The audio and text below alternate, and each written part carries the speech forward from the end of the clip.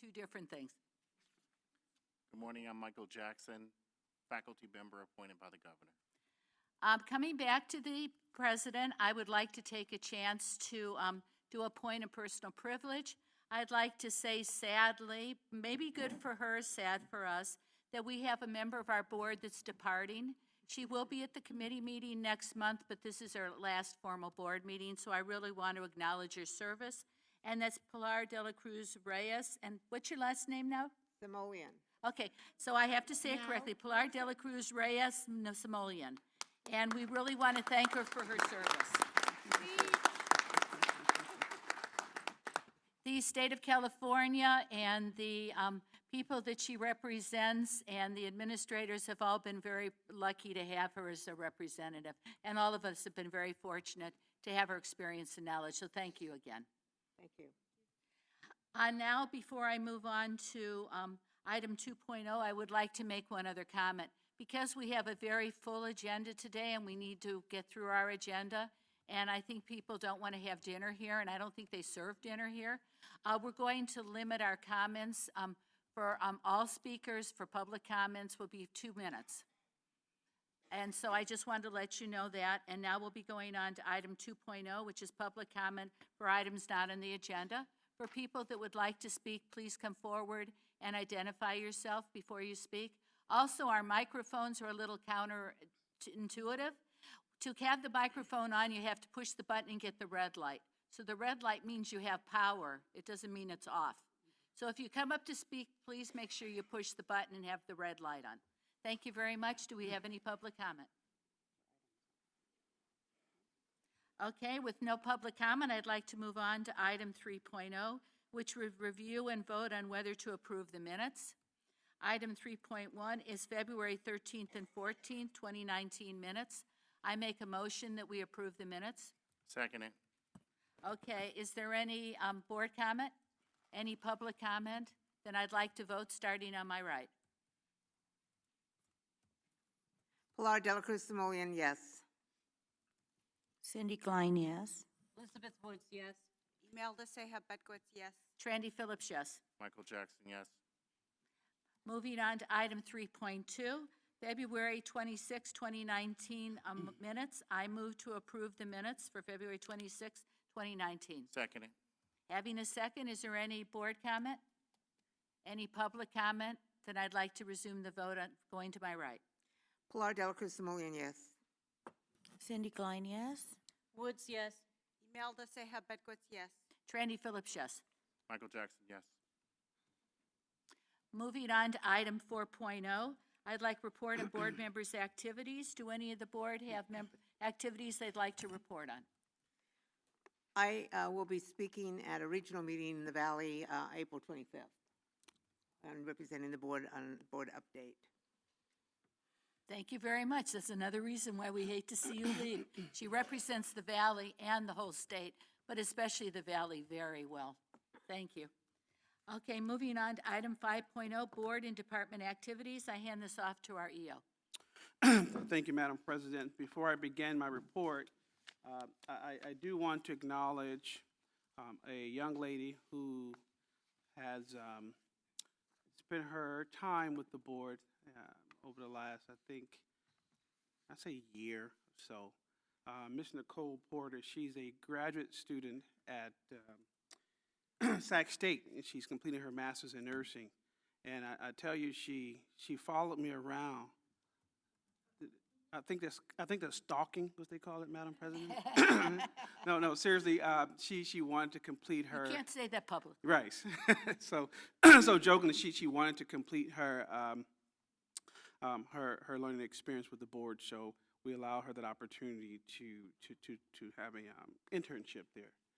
So with that being said, I'd like to have her come up and just give us a little update on her experience.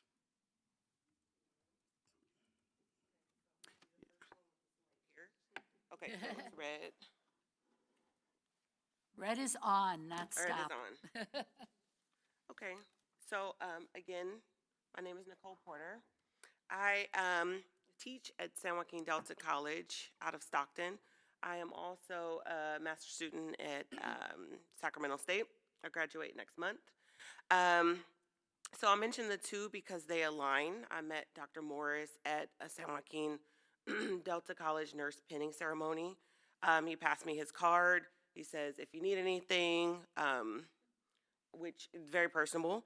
Turns out I would need something. As I learned more information about my upcoming course, my N294 course, the course was for leadership. And as I was driving, I thought to myself, I remember I got the card from Dr. Morris, and I'd call him up on that. And so I did. I sent an email, I gave him a phone call, and I received the email back pretty quickly, actually. The email said, when are you available? And I said now.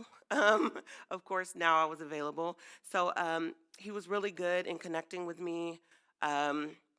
We started off pretty fast. I was able to go and visit. I did a lot of research of the BRN. I was able to sit with the different committees, such as the executive officer, of course. I sat with Dr. Engel as well. I was with her quite a bit. I went with Mr. Pacheco and Ms. Johnson, learning the intricacies of the probation department and intervention. That was absolutely amazing. I also learned a bit about the legislative portion of the BRN and how I put it all together. It worked really well for me. I learned much more than just leadership with Dr. Morris, et cetera. And when he says I followed him, I did. I went to, he was speaking at, in, I forget what city that was in. He was speaking at a, I forget what city. It doesn't matter. But he's a really great speaker. He's a great leader, and I learned so much about him in relation to connection with people. He's very down to earth. And I mentioned I learned a lot more than leadership. I learned with the research, the BRN, I learned as an instructor that we do a good job with teaching students about the BRN, but I don't know that there's so much with the BRN, so many levels. And I learned that as an instructor, I teach an HS95 course, which is a prep course as well. So the students are accepted into the nursing program, but they haven't started yet. So the information that I learned from the BRN, I learned that I want to hit a little bit earlier with the education of the BRN. What is the Nurse Practice Act? What does the BRN do? How does it align? So I created a research project for these HS95 students where they have to research the BRN, the Nurse Practice Act. How does it relate to them as a student? How does it relate to them as nurses, practicing nurses? And that research project actually has created a great foundation before they start the nursing program. So this experience has been wonderful for me as a student and as an instructor. So I wanted to publicly say thank you so much to Dr. Morris. Thank you so much to the BRN, everyone that I was able to follow, stalk, however. I had a great experience, and thank you. That's it.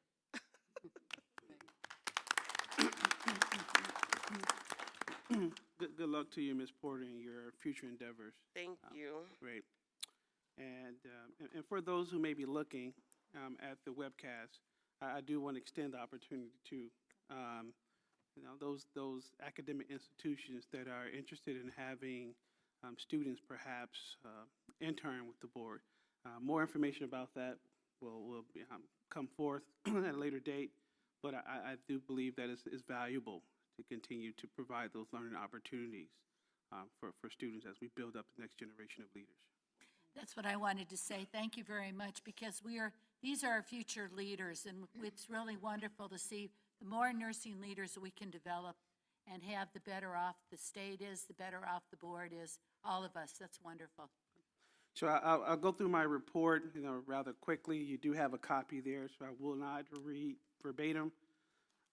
But item 5.1 is the organizational update. The board continues to review its internal business processes. This past week, we had the opportunity to present before the Assembly and the Senate Budget Subcommittee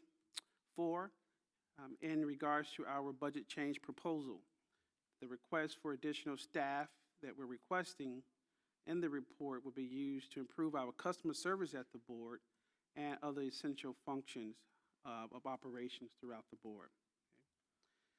Moving on to outreach, the board, as you're aware, continues to improve its outreach efforts by collaborating with many community partners and providing other opportunities for our stakeholders to just be involved with the board. Within the next several months, we will be launching a newly designed BRN newsletter to highlight the board's efforts and its emerging topics. The report will be distributed to constituents throughout the state so that we can better inform them about matters of the board, such as enforcement, licensing, education, and other pertinent trends within the report. I'm also happy to say that it will not cost our RNs no additional money, so it will be free of charge. The Enforcement Division is currently planning a statewide webinar to better educate constituents about the BRN's mission and enforcement processes. This statewide webinar will include a basic overview of the various units within the board Enforcement Division, which includes complaint intake, discipline, intervention, investigation, and probation. The proposed webinar is scheduled to be conducted between sometime in June of this year. For more information regarding this webinar, please tune in to the enforcement report by Mr. Pacheco. For the academicians who have contacted the board regarding the annual school survey data, if you could be a little bit more patient, maybe a couple of weeks.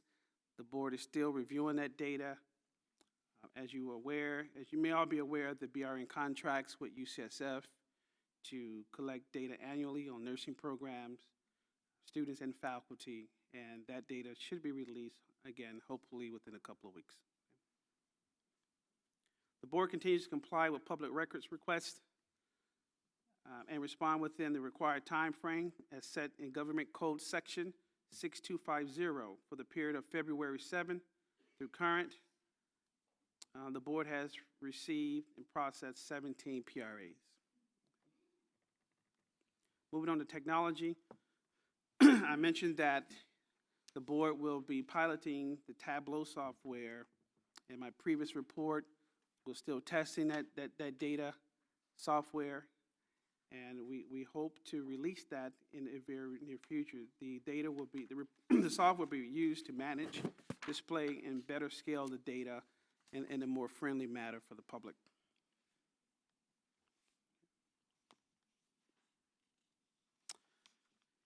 Moving on to section 5.5, the budget update. SB 1480 went into effect January 1st, 2019, which amended the non-refundable fees associated with the public health nurse certification, along with the mandate to refund the fee difference for those applicants who paid the fee between April 5th, 2018 and December 31st, 2018. All refunds have been processed as of February 7, 2019.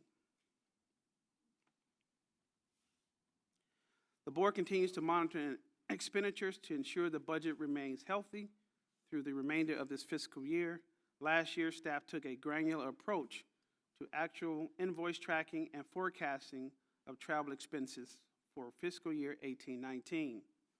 The initiative has provided staff with improved visibility of expense trends and improved planning of meetings, conferences, and training events.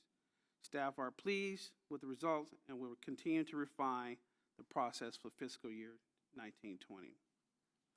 In my report is a copy of the page 4 of the fund conditions for those of you who may be interested in reviewing it.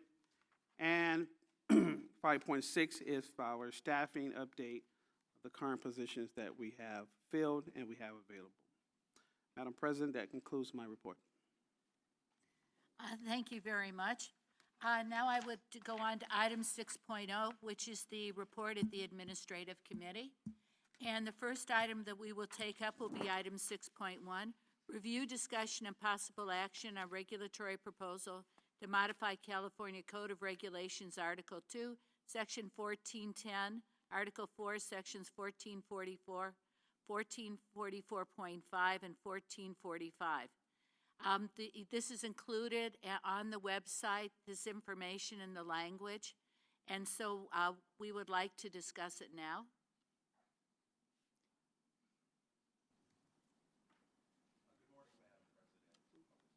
Button on? Is the button on? Good morning.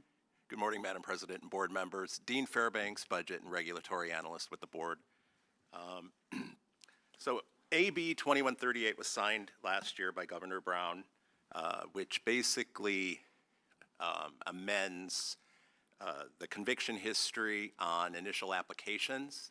It also affects the substantially related criteria, and it also charges the board to update the rehabilitation criteria. It's threefold. It affects the application process for new applicants applying to the board. We can no longer ask the conviction question on the applications, so we will be removing that directly from our applications. The process will start with the fingerprint processing and the rap sheets.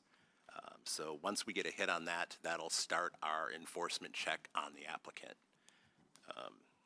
Initially, you know, it's going to maybe cause a few delays in this process because we're not getting that data up front. So we're going to have to ask certain agencies and jurisdictions for that information. So, and we're on the hook to request and pay for that. We can have an applicant provide that, providing we indicate that it's completely voluntary, but it's not going to be used to deny the application. So work is being done on that to specifically drum up that verbiage that we're going to use. So in terms of the substantially related criteria, it's going to affect, you know, those convictions that have the qualifications, you know, that are directly affecting the qualifications, functions, and duties of the practice of nursing. It also opens up a 7-year window as opposed to 10. So from 7 years from the point of application back, we still can ask for any formal discipline from a nursing board, so we still have that option. Again, it defines the criteria. For licensees, we can still ask that question in terms of our current licensees. And so that affects both applicants and licensees in terms of defining the new criteria, which is in the packet. As far as implementation, we are charged with implementing this July 1st, 2020. We are on track currently with the updated language in front of you today for consideration. We need to get that on board by April 30th so the DCA can start their review process. At this time, are there any questions related to this? Any questions from the Regulation. board? I do have a question. And the 7-year versus the 10-year. So the 7-year is for renewals and the 10-year going back is for new applicants? I wasn't clear on that. The 7 years would be for the new applicants. Oh, for the new applicants, okay. Yes. And anybody else, well, basically. Yeah. Everybody coming in, so it affects those coming into the system. Okay. And then, obviously, the criteria will change a little bit for those licensees that are, come in with a complaint. Okay, thank you for the clarification. Is there any comment from the public? Okay, then I'd like to move that the board approve the language presented and authorize the executive officer to make any technical and non-substantive changes if needed and to move forward with the process of promulgating these proposed regulations. Do I have a second? Second. Okay, having a second, is there any on-board comment? Is there any public comment?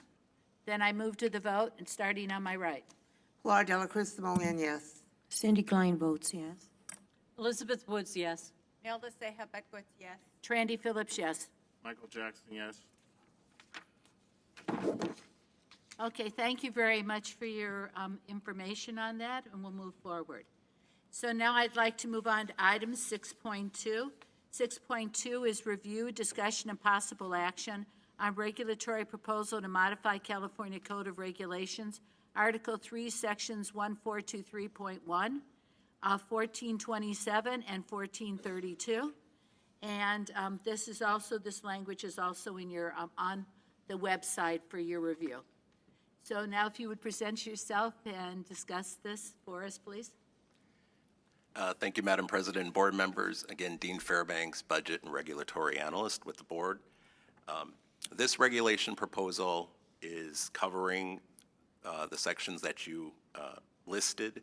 It's Article 3, the 1423, which basically is giving updating the submission of the knowing misrepresentation of a material fact submitted to the board. We are looking to kind of beef up that language in terms of having that in 1423.1. 1427 is clinical facilities. We know that is a pretty hot topic lately with the board, and we've been doing some research. This language basically provides us an opportunity to collect and expand the type of data that we are asking from programs in terms of clinical facilities. And basically, we're putting that language out into the regulations so it's very transparent. It's known to the board, it's known to the public, and it's known to the programs and students. And again, 1432 is making specific amendments to our authority, which is existing, but including substantive changes regarding pre-approval of the board. Any questions on this? Okay, any questions from the Proposal. board? Any questions from the public? All right, then I would like to move that, number one, the board. Somebody's coming. Oh, I'm sorry, oh, there is one. Excuse me, a public comment or questions from the public? I'm sorry. What?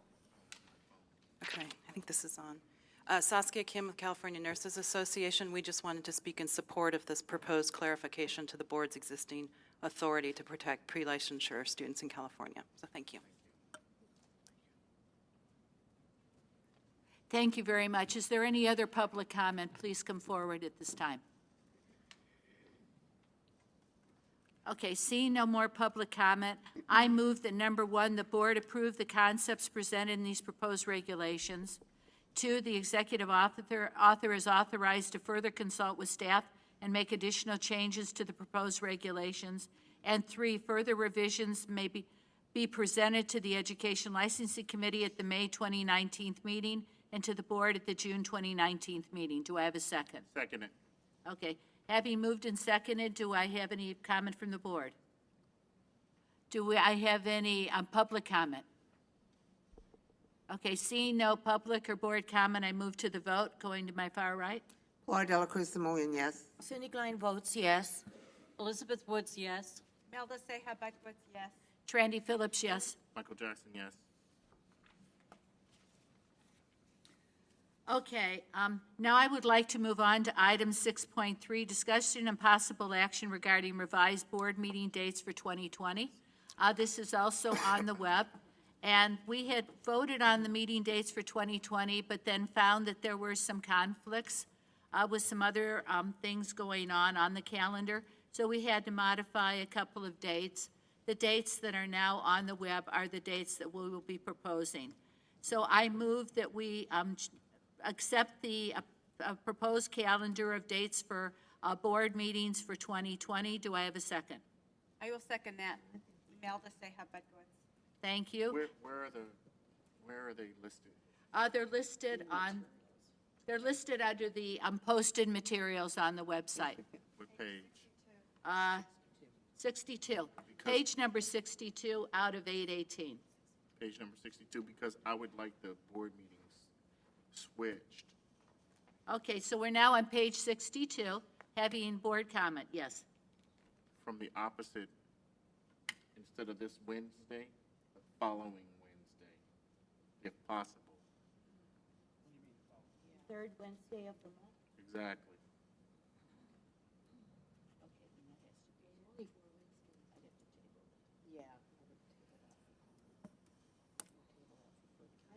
Okay, if we're going to do something like this, then we will have to look at all the dates for the year, because we have to make sure in 2020, if we were to do that and consider that, that we don't run into conflict with other meetings, holidays, or other things that would be in conflict. So I think that I will, in a friendly, manner, after this comment, withdraw my motion at this time. If my person who seconded it would withdraw their second, I will withdraw. then we will have further consideration, and we will bring this back to the next board meeting. Okay, so there's no action on item 6.3, so we will move on to 7.0, which was report of the Education and Licensing Committee, and I will hand this off to Michael Jackson, our chairperson. Thank you very much. I'll turn it over to our staff so she can introduce herself. Good morning, Madam President and Board. I'm Dr. Carol Vellis. I'm a nursing education consultant from Southern California. First on our agenda is 7.1, which is vote on whether to recommend ratification of minor curriculum revisions. According to board policy, nursing education consultants may approve minor curriculum changes that do not significantly alter philosophy, objectives, or content. Approvals must be reported to the Education Licensing Committee and the board. These minor curriculum revisions and progress reports were presented at the March 14th, 2019 Education Licensing Committee meeting.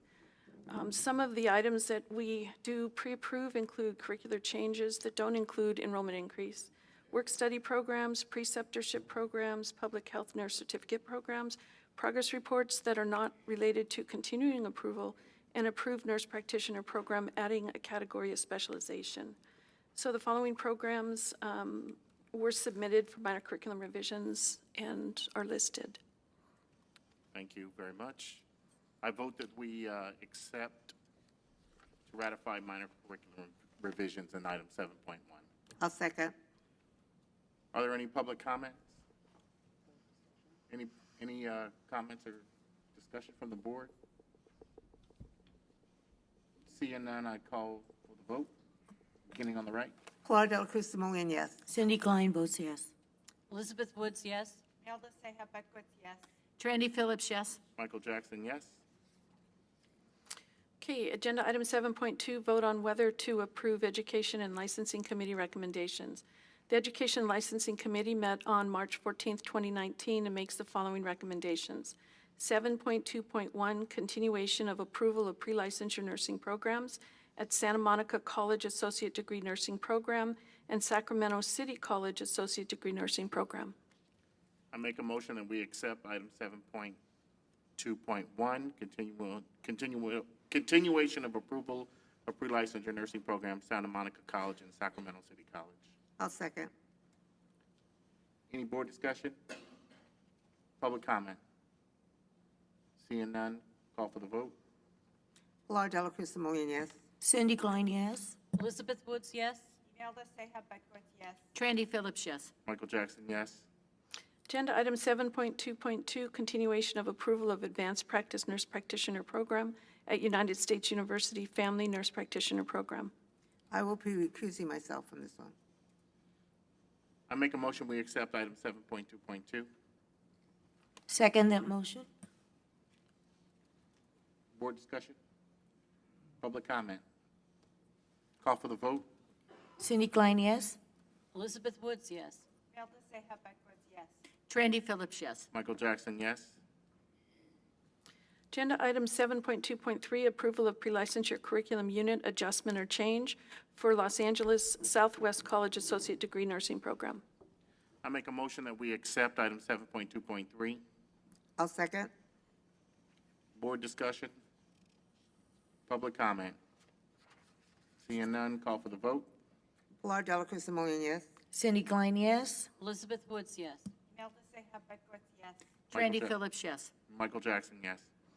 Agenda item 7.2.4, approval of advanced practice nurse practitioner unit adjustment or change for University of California Irvine Nursing Practitioner Programs. I make a motion that we accept item 7.2.4. I second. Board discussion. Public comment. Seeing none, call for the vote. Laura Dela Cruz, Simullian, yes. Cindy Klein, yes. Elizabeth Woods, yes. Imelda Seja Backwards, yes. Randy Phillips, yes. Michael Jackson, yes. Agenda item 7.2.5, accept progress report from pre-licensure nursing program at Glendale Career College, San Diego, Associate Degree Nursing Program. I make a motion that we accept item 7.2.5, accept the progress report from the pre-licensure nursing program, Glendale Career College in San Diego. I'll second the motion. Board discussion. Public comment. Call for the vote. Laura Dela Cruz, Simullian, yes. Cindy Klein, yes. Elizabeth Woods, yes. Imelda Seja Backwards, yes. Randy Phillips, yes. Michael Jackson, yes. And finally, agenda item 7.2.6 is approval of separation of El Camino College from Compton College Associate Degree Nursing Program and maintain an enrollment pattern of 30 students twice a year for an annual enrollment of 60 students. I make a motion we accept item 7.2.6. I'll second.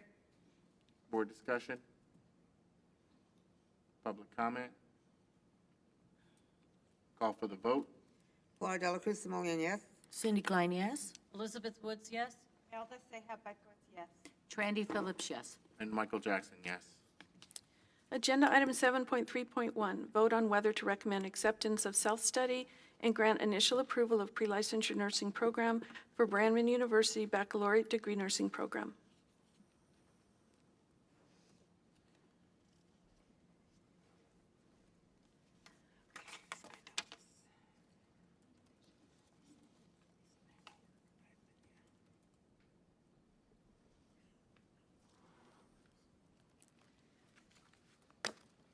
Good morning. I'm Loretta Melby. I'm a nursing education consultant for the South. And to my right is Rachel Chowdhury from Brandman University. I'll let her introduce to her right. Yes, Rachel Chowdhury. I'm the Associate Dean and Program Director for the BSN program.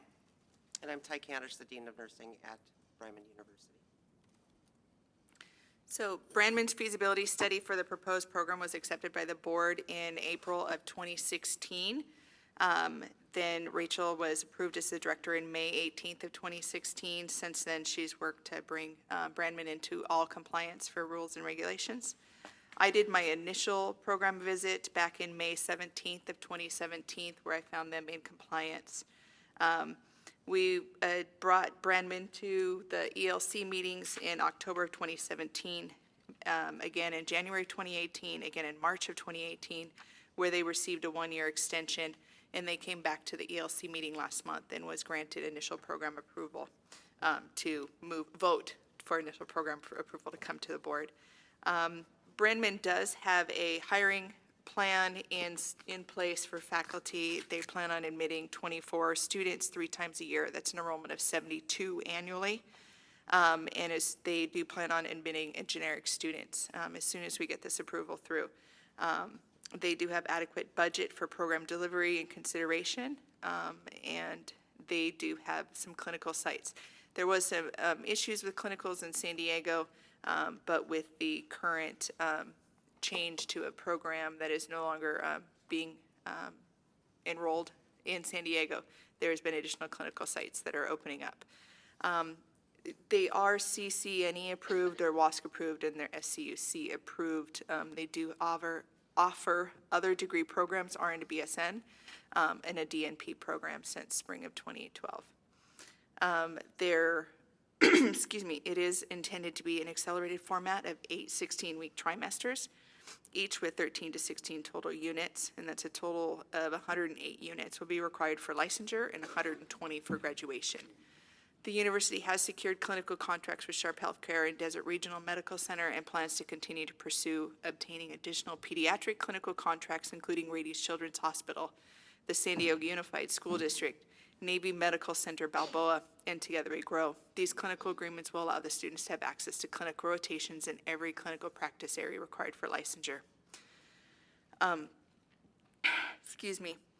We did contact the San Diego Nursing Education Consortium and speak with them specifically about pediatric clinical placement request, and from August 1st of 2018 through July 31st of 2019, there was a total of 1,494 students placed and approved through the San Diego Nursing Education Consortium, with 331 pediatric placements rejected.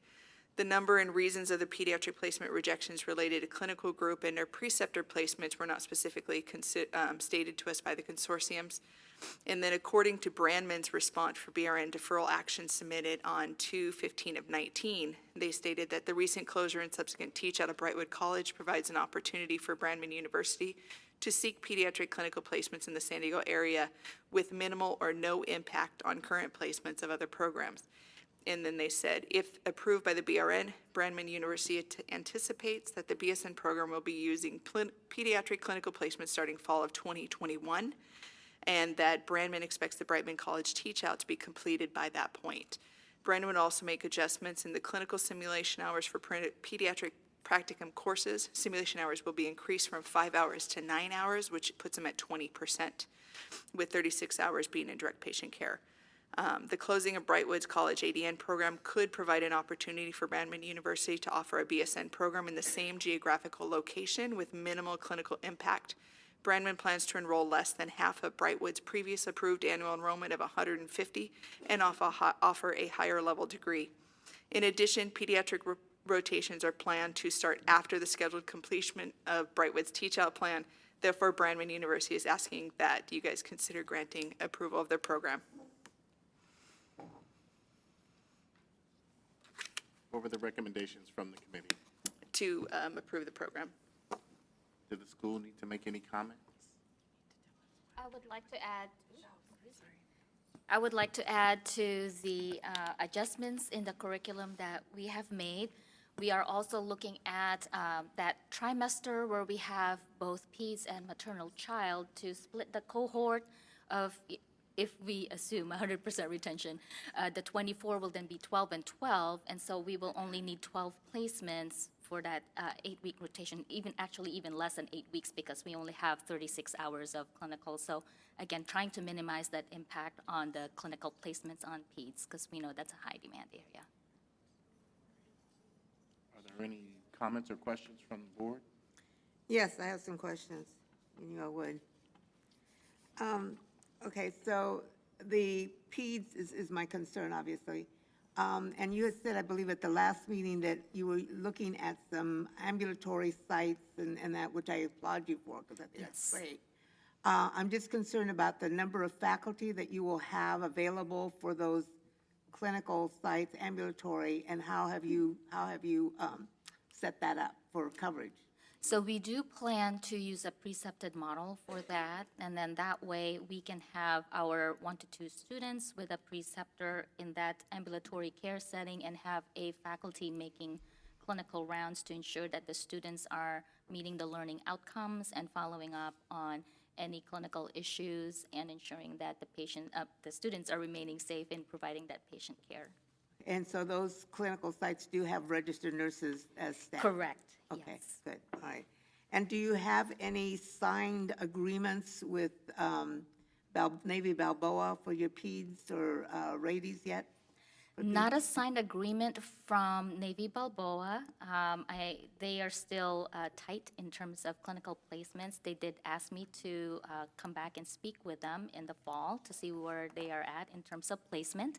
We do have a agreement with Rady Children's, and that is for the precepted. As I mentioned previously, if students are very interested or highly interested in pursuing a pediatrics nursing following graduation, we will give them priority, to place them at Rady Children's for their senior year precepted 90-plus hours of clinical in the acute care setting. Okay, all right. All right, thank you. No other questions? I have been instructed to clarify the ELC recommendation, and that was to accept self-study and grant initial approval for Brandman University BSN program with an enrollment of 24 students 3 times a year for 72 students annually. So moved. Second. Any comments from the board? Any public comment? Seeing none, call for the vote. Pilar Delacruz Simoleon, yes. Cindy Klein, yes. Elizabeth Woods, yes. Imelda Seja Bedwoods, yes. Trendy Phillips, yes. And Michael Jackson, yes. Thank you. Thank you. Okay, agenda item 7.3.2, vote on whether to recommend acceptance of self-study and grant initial approval of pre-licensure nursing program for Pacific College Associate Degree Nursing Program.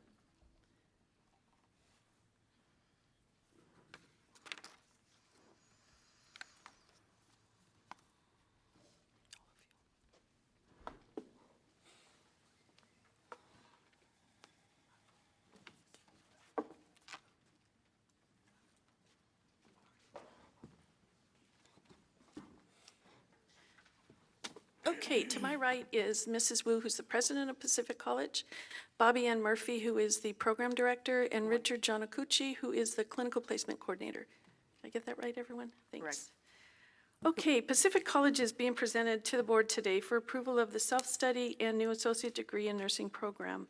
Pacific College was founded in 1993 to provide accessible, innovative, and relevant education to adult learners. Pacific College offers the LVN, a diploma, and an associate degree. They also have an RN to BSN program, and they have a master's degree in advanced practice nursing nurse practitioner program. Pacific College is located in Costa Mesa, which is in Orange County. And according to the recent regional summit meeting and the health impact report, Orange County is not expected to have a demand for nurses in the near future. Pacific College does draw students from Orange County, Riverside, San Bernardino, and Los Angeles counties. Pacific College is accredited by WASC as well as WASC QC as a degree granting institution of higher education. Their baccalaureate program is also accredited by CCNE. The total cost of the associate degree nursing program will be $81,550. The tuition for nursing courses alone for any students who come in with their prerequisites already completed is $70,000. These costs include books and other program costs, including CPR training, ATI supplemental resources, uniforms, skills supply, tote badge, and NCLEX licensing fees. Bobby Ann Murphy has been appointed the program director for the proposed program. She comes from a vast background, most recently at Stanbridge Stanbridge University. She was appointed after Dr. Winston resigned and has taken over for Dr. Winston where she left off, which included a complete revision of the self-study and a complete revision of the curriculum, which is an excellent curriculum. She will be assessed, she will have 100% release time to administer the program, and she'll also be assisted by Jeannie Brown, who will have 50% release time to assist her in the administration. The other percentage of time for Ms. Brown will be spent as the student success coordinator. So this student success coordinator will provide support to any students who are identified at risk upon admission and also assist them throughout the program if they fall below passing on any of the exams. She'll also provide clinical support. They have developed a student success action plan, which would be activated by faculty of record and any clinical instructor who feels like the student needs any extra support. Pacific College is proposing an associate degree nursing program with an initial enrollment of 45 students twice annually in fall and spring for a total enrollment of 90 students. They will also offer 2 tracks for the LVN, advanced placement, and the non-degree option. Pacific College, like I said previously, does provide a diploma and associate degree for the LVN, so it'll be a nice transition for them. Their NCLEX VN pass rates have always been above the state reported for the last 5 years. And the admission process for these new students coming in is very rigorous, including a multi-criteria screening, which will look at T-scores, GPA, ATI critical thinking exam, an essay, and an interview. The college campus itself is located in Costa Mesa. I did visit the college, and it is a beautiful building, 2 stories. The other programs that they offer are mainly online, so the program coming in will be really the only student body that will be on campus. So there's tons of room for these students, beautiful classrooms, beautiful simulation lab, beautiful skills lab. They have classrooms that will seat 30 to 45 students. They've got tables, chairs, video, computers. They're totally set up and ready for these students. There are 2 simulation theaters. They're brand new. I saw 10 mid-fidelity and 2 high-fidelity simulators in boxes ready to be put in their beds. And they have birthing mannequin, several ages of newborn and pediatric mannequins, and all the supplies and equipment to simulate nursing practice. So I have to say they really are ready to go. The program director, assistant director, and faculty will be housed with private offices and cubicles. There is conference rooms for private conferences with students. There is a beautiful student lounge and conference room for faculty meetings. There's a small library with chairs and a table. Students will have access to online library that houses all the major databases for any topics they need to write papers on. The faculty for the proposed program will come in large part from the existing RN to BSN and MSN programs. So their faculty is really already in-house. They will start their program with 4 full-time and 3 part-time faculty until the nursing courses begin, and then they'll increase their full-time faculty to 6 and 3 part-time. They've already identified content experts from their other programs. The program administrative support will include 1 full-time administrative assistant, 1 technology staff. Richard will continue as a clinical placement coordinator, and there'll be 1 student success coordinator that is the shared role of the others, the assistant director. Once the program gets started, they will hire a 2nd assistant director who will also have 50% release time. So the administrative support for this program is very, very heavy. Rich, I should say, not heavy, rich. They will also have a simulation and skills lab that will be staffed with a director, 2 skills lab coordinators, and 1 simulation tech. The pre-licensure nursing curriculum structure emerges from the college and the School of Nursing and pre-licensure nursing programs' philosophy, values, and mission statements, focusing on conscientious, considerate, and compassionate patient-centered care. They are also integrating QSIN and the nursing process. The curriculum for the ADN program consists of 76 units for graduation with 43 units in nursing, which is 20 units for theory and 23 units for clinical, 6 units in communication and 27 units in science and math, which includes statistics. Their LVN non-degree option offers 29 units to qualify for the NCLEX exam. The nursing curriculum will be delivered over 4 16-week semesters with prerequisites taken prior to the nursing courses as well as integrated through the curriculum. Students will use ATI, or the program will use ATI as supplemental resources, and the students will carry between 13 and 14 units each semester, so it's not too heavy for them. 3 courses in medical surgical nursing are progressive from fundamental concepts of patient-centered care to multi-system complex conditions of the adult and older adult. Simulation, PILAR, is integrated into the whole curriculum and will take 25% of the clinical hours. When students reach the 3rd semester of the program, they can choose to dually enroll in the BSN collaborative pathway that Pacific College already has in place and offers. Students will receive the first 2 courses at the rate of $49 a unit and then $275 a unit for the remaining courses. Students can begin to take their upper division courses during the program's intersessions and continue taking courses concurrently until their licensure program finishes. The clinical experience at Pacific College will mostly occur in the evenings and on the night shift and on weekends. And this was done purposefully because they didn't want to impact any of the other clinicals in any of the other hospitals or ambulatory care settings in the Orange County area or the San Bernardino area. Richard has performed due diligence to ensure that no clinical site used for this program will displace any other nursing program. Multiple emails were sent in March, July, and August of 2018 to 31 programs that shared clinical sites. 5 supported the new program and 7 opposed the new program, with 19 schools not responding despite read receipts. 22 hospital sites supported the enrollment of students and report no clinical displacement of other programs. I did spend time on February 26th and 27th with Richard and Bobby Ann. We went to 7 different clinical sites that were some of the bigger hospitals where I considered there might be impact of displacement. And I spoke directly to the people that were involved in decision-making, and they assured me that there was no clinical displacement at all in any of these areas. I also spoke with Parkview Community Hospital and Riverside Totally Kids Rehab in Loma Linda and Riverside Unified Health in Moreno Valley, as well as Fountain Valley Hospital. And I called and they responded by email that there would be no displacement of any of those places as well. Those were some of the areas that were questionable. A total of 22 clinical facility authorization forms were received and signed by authorized personnel. So I feel that Pacific College has met all rules and regulations for the new pre-licensure program. The March 14th, 2019 ELC recommendation was to recommend acceptance of the self-study and grant initial approval of pre-licensure nursing program for Pacific College Associate Degree Nursing Program with an initial enrollment of 45 twice a year for a total annual enrollment of 90 students. And that moved. concludes my report. Will you restate it, Will I restate the recommendation? please? Recommend acceptance of self-study and grant initial approval of pre-licensure nursing program for Pacific College Associate Degree Nursing Program with an initial enrollment pattern of 45 students twice per year for an annual enrollment of 90 students. So moved. Second.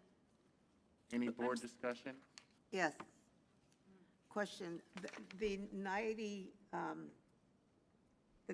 total, that includes your LVNs, your LVN to RN? Yes. Okay. And then where are you going to do your peds? The P's are over on multiple sites. One that Ms. Vilas had mentioned, Totally Kids in Loma Linda. We have contracts with Community Hospital San Bernardino, which also has a Peds and Peds subacute unit. We also have contracts with St. Francis Medical Center in Linwood, which also has a smaller Peds, but is able to offer Peds, as well as Fountain Valley Regional Hospital, which has a dedicated Peds and Peds ICU unit. And if I recall, you're the school that's going to use buses to bus these kids? That's correct. We have shuttles. We'll have a shuttle service. Okay. Yeah. Any other board comment? I have a question, please. On this self-study program, is it 100% self-study? I'm not really familiar with these programs, so I'm not sure what you mean by the self-study. well, is- that's what you had been talking about. Oh, I'm asking you to accept the self-study. The self-study is the self-study report that was written by the school to give us kind of a one-dimensional idea of what they're going to do, and then we go out to the actual site and verify everything that's in the self-study. That's what I'm trying to get a handle on. Oh, okay. You've been out already to look and Oh, see yeah. what these programs are? Oh, yeah. And it's completely self-study? It is. They came, oh my goodness, they've been in the process of a new program for many years, greater than 10 years. And it was initially, Dr. Winston was a program director, and we asked for an extension at that point because the self-study wasn't done correctly. And then actually, because we had a NEC that retired and I took over the program, we asked for another extension. So this is, so at that point, I got the full self-study. We read it, we analyze it, and then we make notes. Bobby Ann and I got very comfortable with each other between the exchange of points of clarification and questions that I needed to answer. And then we go to the actual school and spend at least a couple days there looking at the physical site to ensure that there's resources available for the students. And then we go to the clinical sites to ensure that there really is no, displacement. Thank you. I do have another question which concerns the simulation labs. Are they overseen by an RN, simulation labs? Yeah, the director of the simulation lab will be a registered nurse, and then we'll have a technician as well, who is not an RN. So there's one RN, only one RN involved? Right, because there'll typically only be one or two groups in there at a time. So, When you say one or two groups, how many students? 8, 9, the most. Thank you. I have one other question. I commend you for getting your clinical placements on the off shifts, but will any of your training be done on the day shift? Yes, some of our hospitals did indicate that they'd be offering day shifts in consideration for displacement of other schools that are currently at those sites. We elected and done some further research in collaboration with the hospitals. Mainly, the weekends and Fridays would be mostly reserved, would be offered to us, so that there would be no displacement of other current schools that are doing rotations there at those Good hospitals. job. I have no other questions. Any public comment? Why don't you come over here?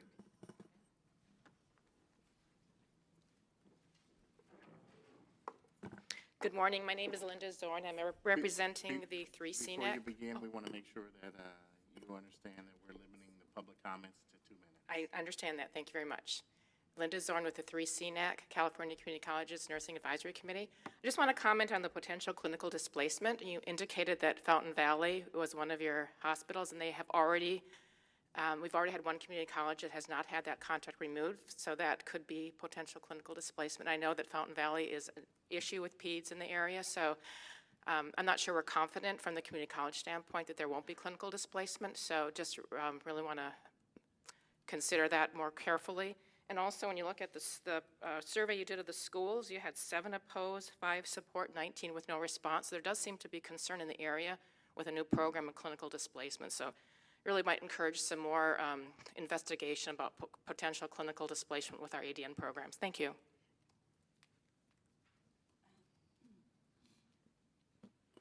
Hello, my name is Charlotte Gollett Moore. I am a nurse practitioner practicing in the Santa Barbara County. My question, just for point of clarity, is this an LVN program with an associate's degree? No, this is a new generic associate degree nursing program. LVNs have an option to come in as either advanced placement or 30-unit option students. And when they complete the program, they have an associate's degree? If they are a degreed generic student, yes. If they choose the 30 units, well, for students who come in with their prerequisites, it's $81,550. So your description of the program was great, and thank you for that. I know we always talk about clinical displacement, but what I am interested in is, was there a root cause analysis done as opposed to job placement when they do complete your program? This is a substantial amount of money to put LVNs in debt with an associate's degree, not even an RN. And so where can they actually get a job to offset that amount of debt when the average starting income is $22 an hour, $42K a year? So I just wanted to know if we did a root cause analysis as to the likelihood of job placement for these LVNs with an ADN degree. Thank you. Okay, I'm not sure if I don't understand your question. Yeah, because I'm a little confused. Yes. I apologize if I'm out of order. I just was trying to get an understanding as to cost and how these nurses can get a job when they graduate. I'd just like to make a comment that it actually is a little bit cost-effective because the LVN students come in and go in 3rd semester. They don't come in, they don't have to take fundamentals. They're exempted from OB, pediatrics, intermediate med surg, and fundamentals. They take a transition class, most of them because if they have their AVN, their associate degree in vocational nursing, already have their prerequisites done, so they don't have to redo those. And a lot of them did it at the community college, so it was very cost effective. We also, as Dr. Velez stated, they get to do their first 2, oh, I'm sorry, I thought that was mine. I was gonna apologize. No, that was me. So they come in at 3rd semester and 4th semester, so it's really cost effective to them. Plus, they can, if they want, they can pay a little extra money and get their BSN too. They can take some BSN classes. So if they come in 3rd semester and 4th semester, it's really not that expensive. Again, I apologize if this was a question out of order. Just wanted to ask. Thank you for the time. I know of some community colleges where they make them take fundamentals all over again and redo all their classes. So we tried to lower the cost by doing that. I just wanted to make one last comment that I was in contact with the program, with Fountain Valley and the clinical placement coordinator there, and she assured me that there would not be any clinical displacement. That is So correct. that is one person that I talked to specifically because of the school issues in the past. Are there any other public comments? State recommendations, please. Recommendation is to accept the self-study and grant initial approval of the pre-licensure nursing program for Pacific College Associate Degree Nursing Program with an initial enrollment of 45 students twice per year for an annual enrollment of 90 students. So moved. Second. Any other public comment? Call for the vote. Laura Delacruz, Simoleon, yes. Cindy Klein, yes. Elizabeth Woods, yes. Imelda Seha Butowitz, yes. Trandy Phillips, yes. Michael Jackson, yes. Thank you. Thank you, Madam President and board members. We appreciate it. Thank you very much. Moving on to agenda item 7.4, vote on whether to recommend changing, defer continuation of pre-licensure nursing program to approval of continuation of pre-licensure nursing program at West Hills Lemoore Associate Degree Nursing Program. I will be recusing myself on this one.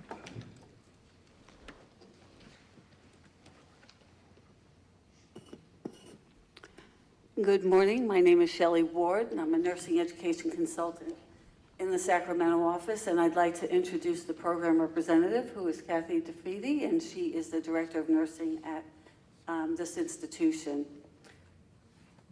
We are here to update the board on the progress that the program has made in terms of satisfying one area of noncompliance from the September 2017 approval visit that was conducted by myself and Lori Melby.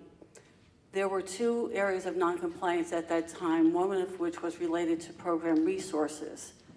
The program resources related to the distribution of funding that the college allocated as opposed to the relationship to grant funding. And that whole issue had been presented back to the board, ELC, back in January of 18, and then to the board in February of 2018 as having been resolved. There were just, a new president, and the way that the funding was being distributed was needing to be reallocated. So the program was placed on a defer continuing approval status in February of 2018 to satisfy the additional area of noncompliance, which was related to curriculum. Specifically, it was CCR section 1426B.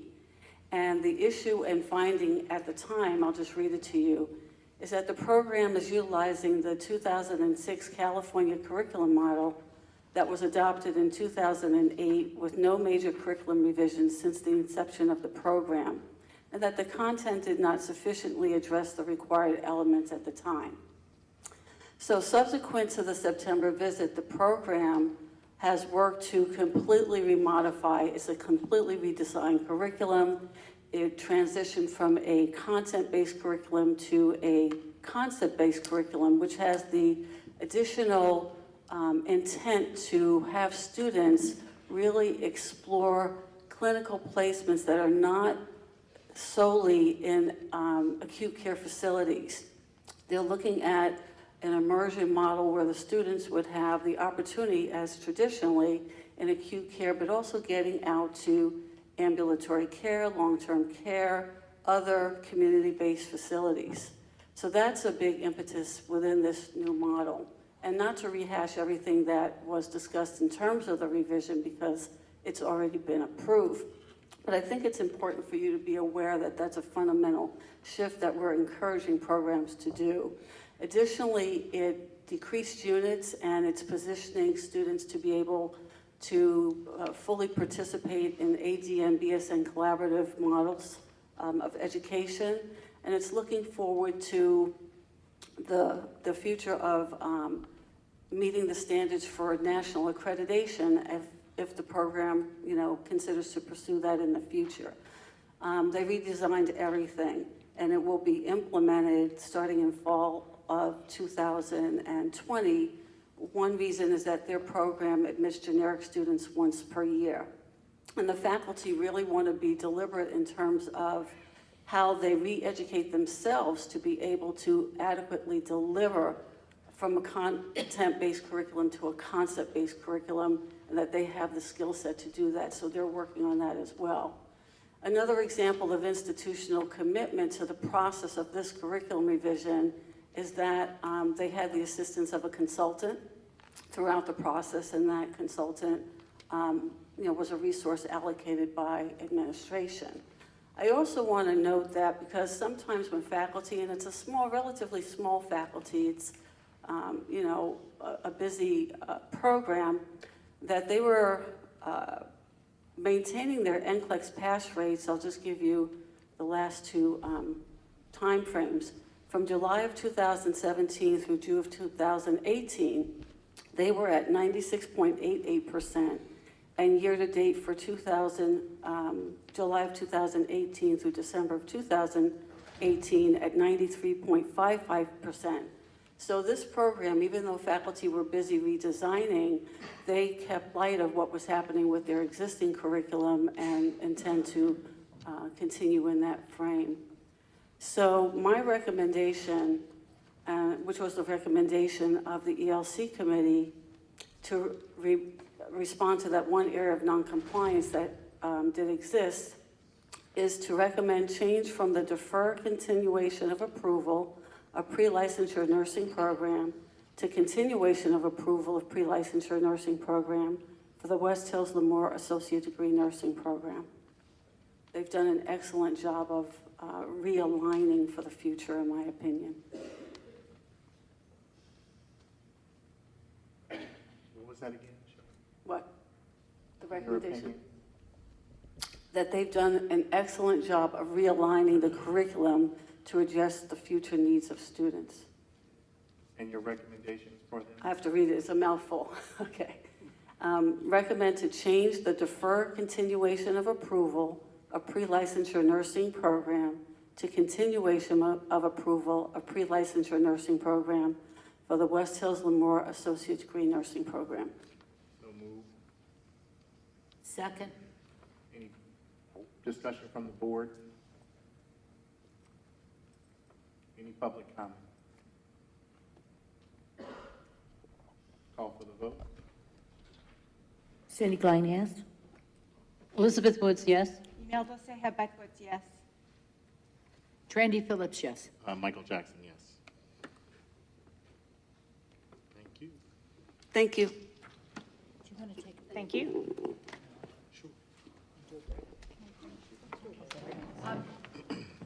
At this point, we'll be taking a 10-minute break, and if you'll allow the board members to use the restroom first, we'd really appreciate it. Thank you very much.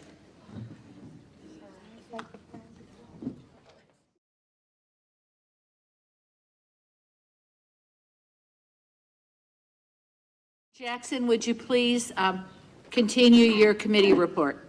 Thank you very much. We're at item 7.6. Oh, 7.5, I'm sorry. Agenda item 7.5 is vote on whether to accept application for pre-licensure program, and this is a feasibility study for Xavier College Associate Degree Nursing Program. My name is Jeanette Wackerly, and I'm the supervising nursing education consultant in the Sacramento office, and I'm going to present the request for feasibility approval. To my immediate right, would you introduce yourself and the person next to you? This is the owner-operator of the Xavier College, and I'll go into detail about the college in a minute. Yes, good morning. I'm Elvira Miller. And to my right is Mary Jo Cowan, who's Director of the Health Services Department of the Stockton Unified School District. Thank you. I have to look down with my bifocals, sorry. Xavier College was founded in 2004 as a private LVN, and for a short time they had CNA courses in Stockton, California. It was incorporated in 2009. The RN remains the majority shareholder. Ms. Xavier's owner, Elvira Miller, is who I'm referring to.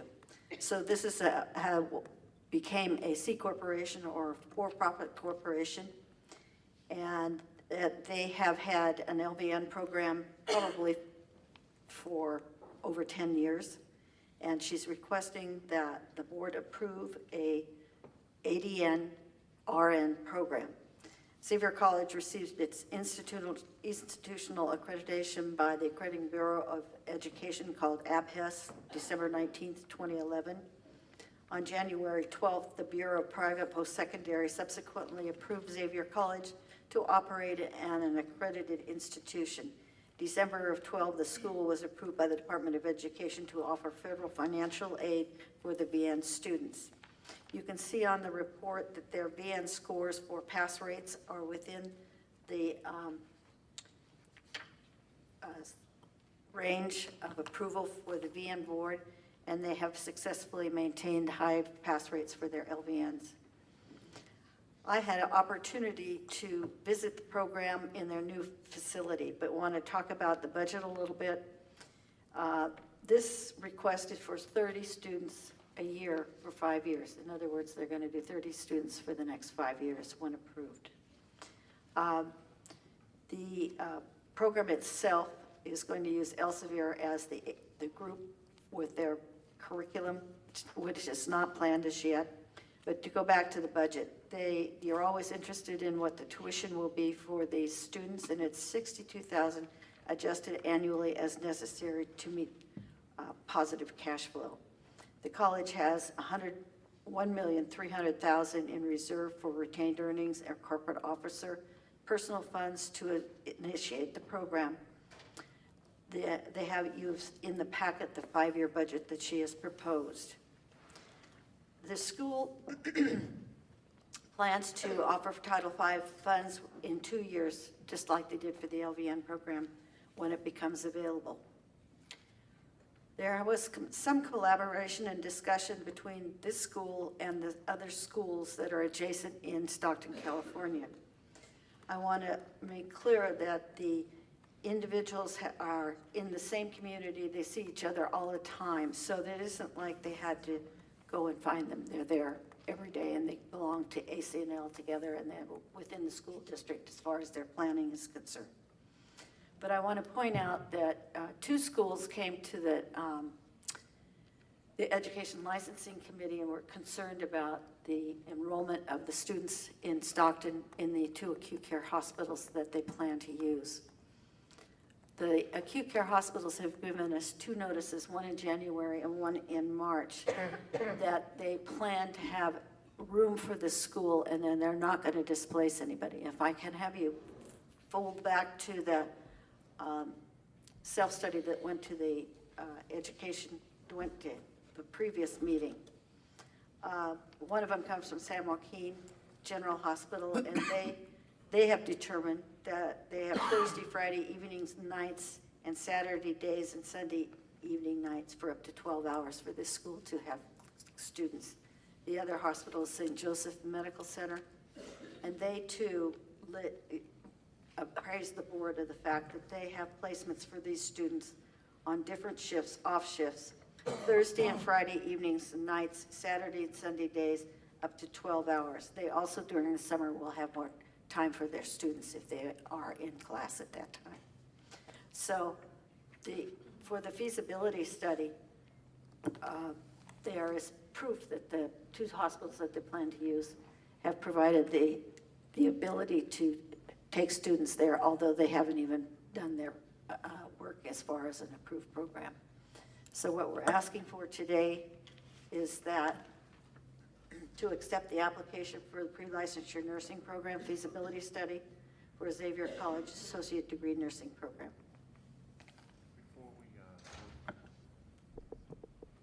Before we vote, the total students of 30, is that 30 broken? 30 a year. 30 a year, is that broken up into 2 groups? 3 groups. That's, the 30 is broken up into 3 groups, so 10 each? So, you mean, I'm sorry. One Is it class. clinic? It will be 1 class of 30 per year. And are they broken up in groups of 10, 20, 30, For clinical 15? rotations, you mean? It- Clinical rotations, it's? For how many? clinical rotations, they will be broken into 3 groups of 10 students Groups of each. 10. But the enrollment will be once a year for 30 students. 30 students, yes. 3 students. And that is suggested by her to be 5 years and then reevaluate after 5 years. Are there any questions from the board? I make a recommendation. But we have a question, sorry. Hold on. I make a recommendation, we accept the feasibility study. I'll second that, Okay, now, questions from the board? yeah. Where were you planning to do your peds? I'm sorry, would you, Your peds rotation, where were you planning to do your peds our rotation? our pediatrics rotation will be at San Joaquin General Hospital, St. Joseph's Medical Center, and Stockton Unified School District Health Services Department. Okay, all right. And how will your faculty oversee the students in the school district? In the school district, it will be, the faculty will be rotating or moving around because they're usually placed with 5 to 7 RNs in the Stockton Unified, and one instructor from Xavier College will be moving from one school to another. And what percent of your curriculum will be simulation? It will be no more than 25%. All right, thank you. Thank you. I have a quick question or clarification. Just to clarify, when you said 62,000 tuition adjusted annually for positive cash flow, is that you're going to increase your tuition every year if you don't have a positive cash flow? Well, there is a positive cash flow even without the increases. However, because of the cost of, there's the usual 3% increase in salaries, and the testing sites, ATI, HESI, or whatever we use, they also increase their testing costs or fees every year. ATI every July, HESI, we're not sure yet because we will start using HESI, the Elsevier products for the RN program. So you start at 62 and the students will know there could potentially be a tuition increase? Not for the current student, The next one comes. whichever would be the future students, yes. So the 3% I think is a reasonable increase considering the general cost of salaries and all other expenses. Thank you.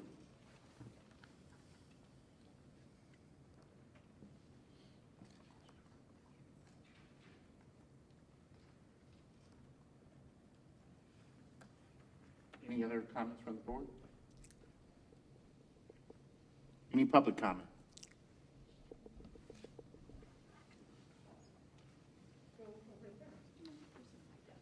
Yeah.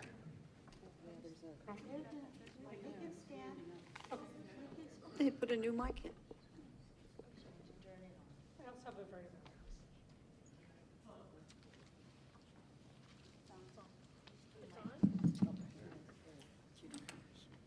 So if you go to the BVNPT website for Xavier College, in 2017, 70 students began the program, and on-time graduation was 20 students. And I'm just wondering if you can maybe speak to how you would improve your attrition rates before expanding.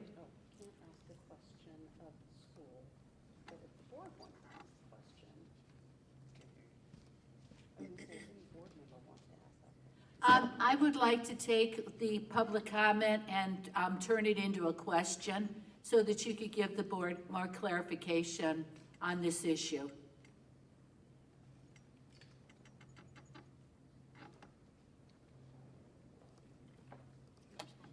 I'm sorry, did you want me to I'm respond? addressing the school. I would like to have an answer to the question of why your attrition rate is the way it is. Okay. The lady who made a comment referenced the Bureau of Private Schools data, and the BPPE requires that graduation rates are reported in 2 different ways. One, completion rate on time, and a completion rate within the 150% of the program. And the 20% represents those who finished on time. Our attrition rate in general, when combining the two groups, are above 85% on a yearly basis. So she's only referring to the ones who completed on time. That means within 100% of the contracted period. Why do you have so many students that aren't finishing the program on time? That's a very large number of students. In the LVN program, we have an accelerated in the 11 months that they go. It includes what would normally be prerequisites in other schools. So we have anatomy and physiology and the mental health, human development, and the other one? And nutrition, all built in the 11 months. In other schools, just to show you the comparison, for example, our San Joaquin Delta College in Stockton, they have a 12-month period when they used to offer LVN program, but that's including only the nursing courses. Before you can get into an LVN program, you have to complete prerequisites that could last from 1 year to 2 years. In contrast, our LVN program includes all of them, what would be prerequisites in other schools and the nursing courses within 11 months. So it's pretty accelerated. Therefore, so the point is, because it's accelerated, not all students complete exactly on 11-month period. And so we allow them, our school does not allow a very long period to complete their requirements. It's basically 2 weeks beyond the contracted period. So when we speak about 150%, we're talking about 11 months plus 2 more weeks to complete anything else. For instance, the final exams that they have not passed yet. And that allows students who may have been too rushed within those 11 months to complete within the 2-week period. It's not months and months after the contracted period.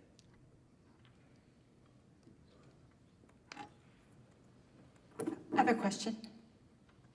So help me out, because I'm not a nurse. So you said it takes them 11 months plus an additional 2 weeks. What about those students who cannot complete within that time frame? What happens to them? Within about 1 to 2 students in every class that we have in the LVN program do not pass the final, including the comprehensive exit exam.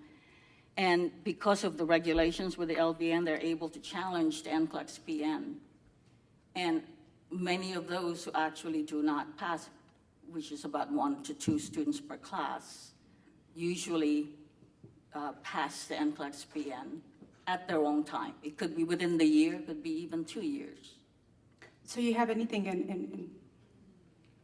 in place? I mean, I'd hate to just throw To help them? these, yes, to Yes. throw them out there on their own and Yes. it's like if they don't pass, they don't pass. The 1 or 2 who do not pass and have to challenge, we actually open our counseling and tutoring and coaching to help them. In fact, we had one who, after 7 years, eventually passed, but it took a lot of hand-holding, building up confidence, content review, giving books, additional books that are current editions of whatever they took from the year they took to class. So we do give a lot of help. In order to do this, they have to challenge what? The regulations for the BVNPT allows students who have completed the minimum requirements that the BVNPT required for LVN to actually challenge the board. It's just the regulation. You said there's only about maybe 2 students? 1 or 2 per class. We have a very high graduation rate for both completion date that are 100% to the 150% period. Okay, thank you. I just want to mention, this is a generic ADN program. There may be some LVNs that are going to go into this program, but basically this is a generic ADN request. RN ADN. And feasibility.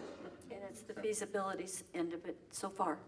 We'll go forward with the request for the program after this, if it is approved. Are there any further public comment?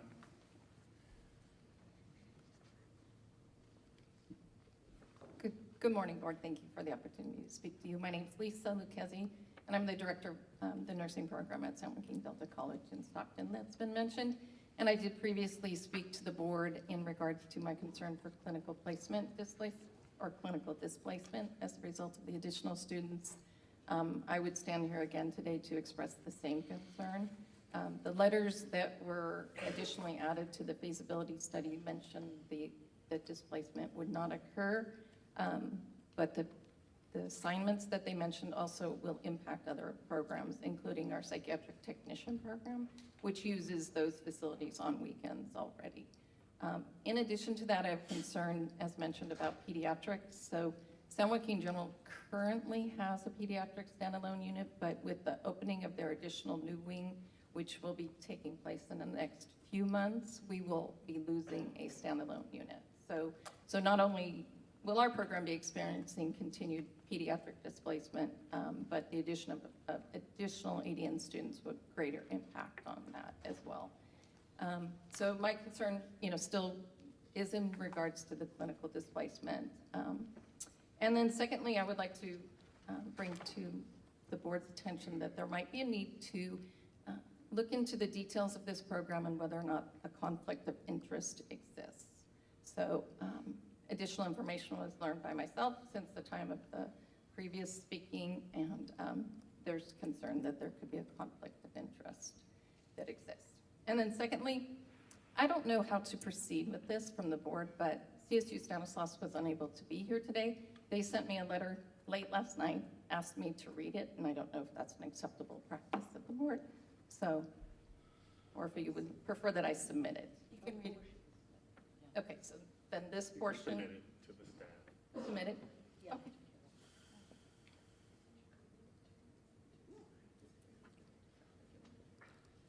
Would you like her to read it?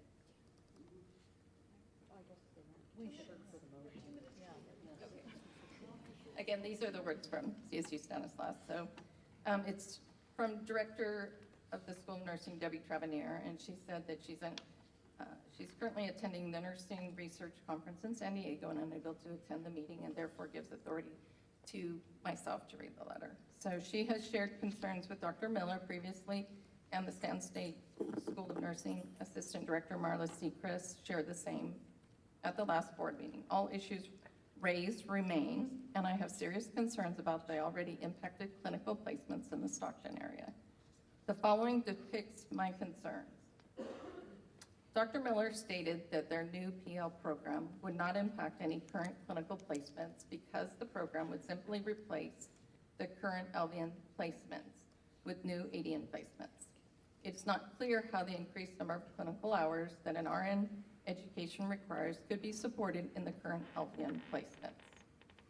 Second bullet is Dr. Miller made a recent statement to a colleague that additional clinical time for the students would also be added to the proposed curriculum during off hours. Currently, it is difficult to obtain clinical placements, and we are very grateful for the placements we have, but we are often unable to place students in the very clinical sites that are proposed to be used for ADN programs. We already use existing weekends and evens in order for our students to get the excellent experience that St. Joe's and San Joaquin General offer. There was an understanding that all three schools in the Stockton area, including Delta, Xavier, and Stanislaus, were going to meet in person to develop a grid depicting our current clinical placements and would work on a visual that would show all of our current clinicals. To date, we have not met to work on this very important information. An email from Dr. Miller was received asking us to contact her when we decided on a date and a meeting place. On page 4 of the feasibility study, in the paragraph following the table, there is a statement about the San State offering an accelerated program, which does not constitute a conflict with the proposed program since applicants must already possess a Bachelor's of Science degree in any field. Xavier's College's future students would not displace any of CSU STAN's centers in clinical sites they commonly use. This broad statement is confusing and isn't clear how a previous degree will prevent any potential displacements. The Stan State Accelerated Program in Stockton has 80 students in 2 cohorts that are placed year-round at St. Joe's and San Joaquin General.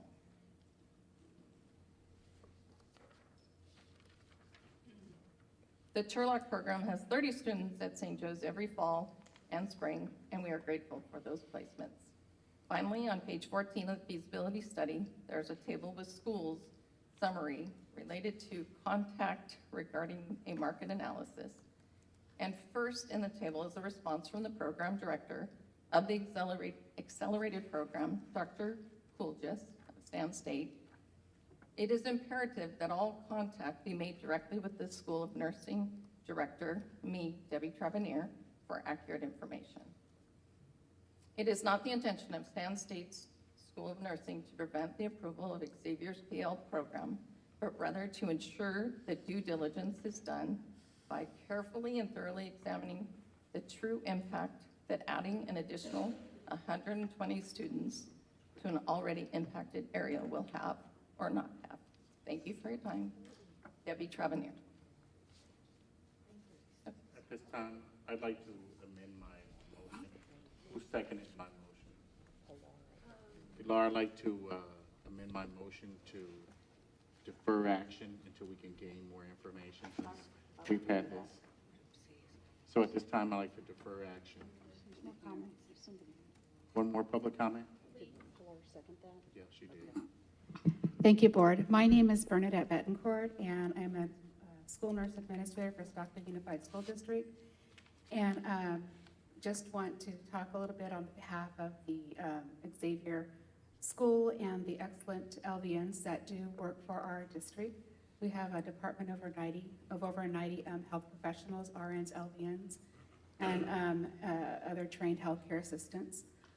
Most of our LVNs do come through Xavier School, do come to our school. We do mentor over 200 RN LVN students a year, and we have room for more.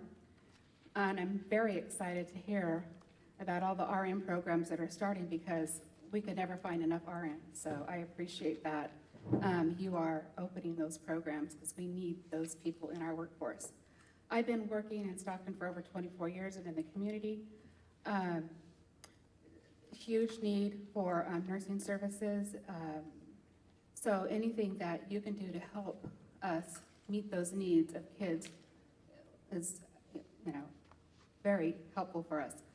We have over 54 school sites, so think of them as 54 small little clinics. So we can easily accommodate, and we do work with Delta College, Stanislaus, Xavier, and other universities to provide those placements for the clinical pediatric rotation. Our department, our district strongly feels, myself and my other RN colleagues, that it is our job to grow our own. And so we support the colleges that are graduating these students. Again, Xavier College has been a great asset to our district in providing services and fulfilling the needs of LVNs. We have over 17 LVNs right now, and it's unusual to have that many in a school district. Again, we have a great support from our superintendent to grow our department. It's growing, and it's, again, we just asked for 6 more openings and 6 more RNs, and we need them. So anything that you could do we would be greatly appreciated. Our kids need those services. And again, the LVNs that we have hired, I just hired one yesterday. We interviewed LVNs yesterday, hired another one yesterday.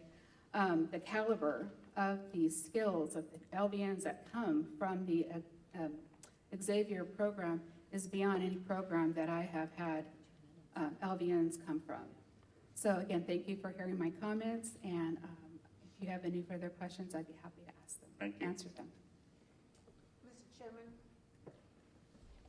Let me put my mic on. Mr. Chairman, it seems to me like they have the beginnings of developing a consortium to try to work this out. So can we direct them to have that meeting that was supposed to be taking place to discuss the issues and be able to come up with a resolution so that it benefits everybody? Yes, I did make a request in January. I haven't heard from anyone. And we see each other regularly. Well, a couple of them are here. So at this time, our motion is we will defer action. We have,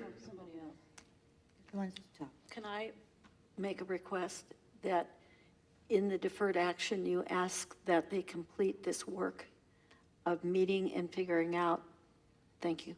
that's exactly what we were going to do. Is there one more person for public comment? There's 2 more people. There's 2 more.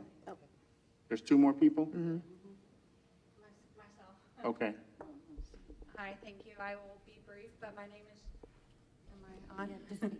Hi, my name is Jennifer Guest. I am also an administrator with Stockton Unified School District and a registered nurse.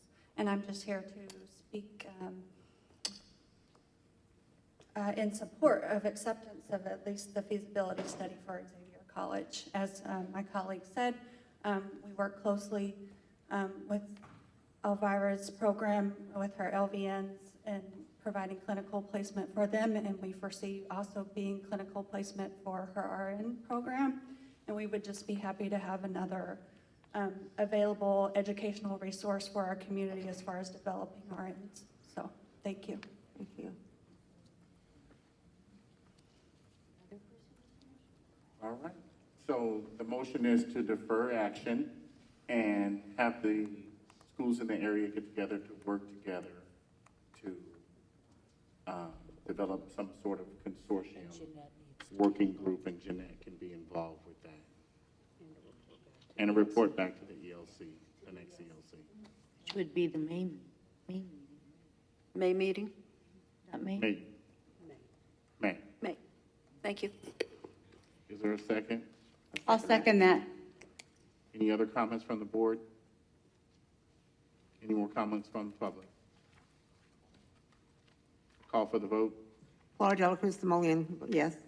Cindy Klein, yes? Elizabeth Woods, yes. Imelda Seja Bedgood, yes.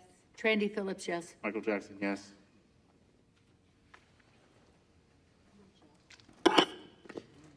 Thank you. Okay, agenda item 7.6, vote on whether to recommend acceptance of self-study and grant initial approval of advanced practice nurse practitioner, or excuse me, better put the glasses on. Approval of advanced practice nursing program for University of Southern California, Master of Science in Nursing Family Nurse Practitioner Program.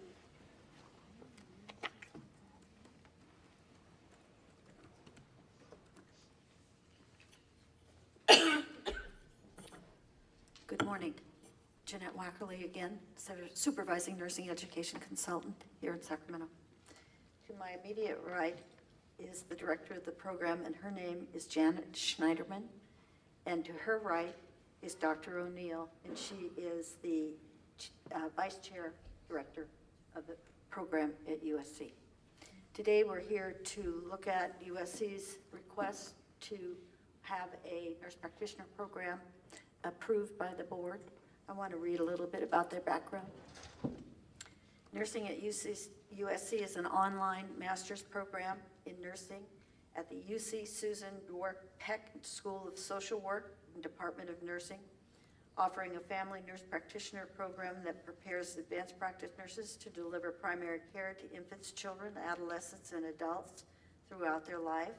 The online NP program has a full-time track and a full-time track of 21 months and a part-time track of 33 months.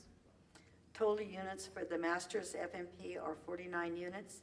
Theory units are 37, which includes 550 hours, and supervised clinical units, 12 units for 784 supervised clinical hours.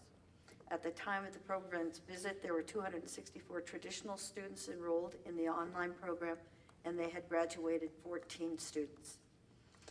The MSN FNP self-study was reviewed by myself. Donna Schutte and Katie Doherty and I went to the visit for the school. Since it was an all-online program, we met everybody online, the faculty, students, and we learned about their program from faculty and students when they had them on the online system.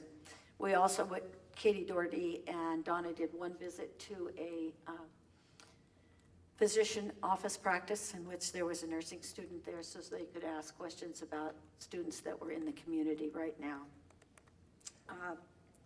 There were several areas that we looked at. One of them was that the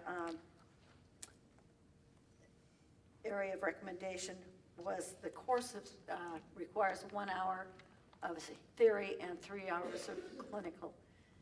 They have 4 hours of clinical, which is a difference than the board's rule. So they have 1 more hour in their clinical hours. All the faculty are academically prepared and qualified to teach in the program. They're either PhDs or DNPs. They have one nurse that's has a master's degree, but they're all qualified as family nurse practitioners, and they have national certification and current clinical practice.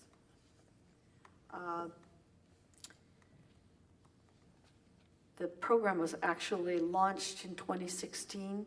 In April of 2016, the school contacted the board of registered nursing and was informed that the current requirement does not make it mandatory for the board to approve.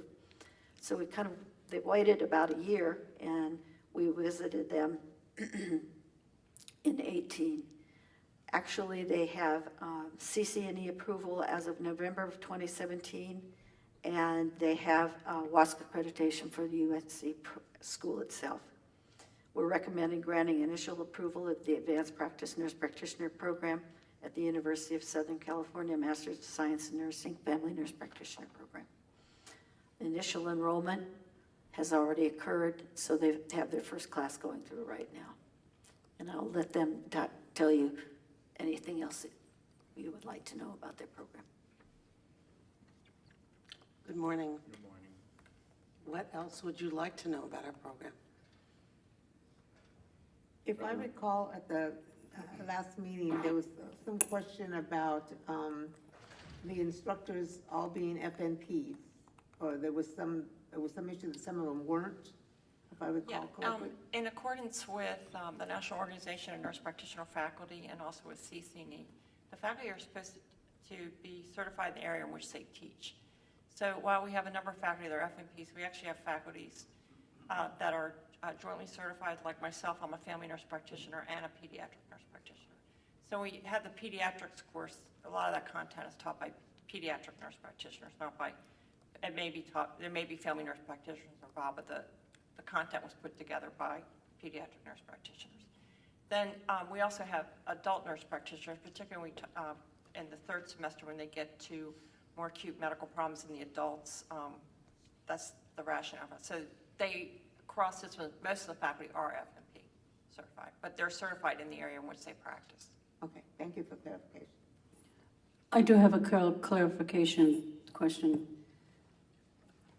Where do these nurse practitioners get their clinical? Is it with a nurse practitioner or is it with a physician? And if it's both, what are the percentages? Okay, so we have a requirement that if they can do their practicums with a physician, a nurse practitioner, or a PA. The person has to be board certified in their area. So if, with a few exceptions, for people who were board certified before 1990, a lot of the certification boards did not require renewals or recertification. So generally, anyone who was certified in internal medicine or pediatrics, for example, would have to be recertified in order for our students to go there. We have a requirement the student have at least one semester with a nurse practitioner, and that would be 196 hours. So can you give me a number, more or less, of how many only have a clinical practice with a physician versus a nurse practitioner or PA? It would definitely just be an estimate. Yeah. But, well, we know at least 25% of them are with nurse practitioners. But it likely is higher than that. But we'd have to actually look it all up for you. Yeah, I mean, out of their 784 hours, at least a minimum of 196 hours are with a nurse practitioner. So it depends upon the area in which the student is, where the student lives, where the clinic is. But they must have at least 196 hours with a nurse practitioner. Do the students have to find their own mentor? No, we actually find clinical placements for all the students. Now, students can make recommendations, but they are fully vetted by the faculty that teach in the course. It's overseen by the nurse practitioners in the program. So we have the final say on placements, and we have certain criteria, and they have to be met. So we cannot have a family nurse practitioner working in an acute track in an ER, working with a acute care MP. It has to be a family nurse practitioner or the appropriate age group. So sometimes their pediatric setting, so it would be with a PMP or somebody who's appropriate. Are you having difficulty finding nurse practitioners who want to mentor these students? We are and we aren't. It depends upon the area, but we've made a lot of outreach, and we definitely work for that. But the student has to have 196 hours with a nurse practitioner at some point in the program, or they can't graduate. It's just a requirement of the program. Thank you. Any other comments from the board? I just have one other question. I'm just interested in terms of your diversity in your students. Do you have an idea of percentage of diversity? Well, the students come from a variety of backgrounds. We have students that are multilingual, bilingual. We have students who are licensed from the Philippines that have gone through bachelor's program, have met the criteria. So in terms of diversity, I would say it's an unusually diverse program. In the positive way, I think it's fantastic. It's definitely more than 50%. Yeah, definitely. Recommendation from the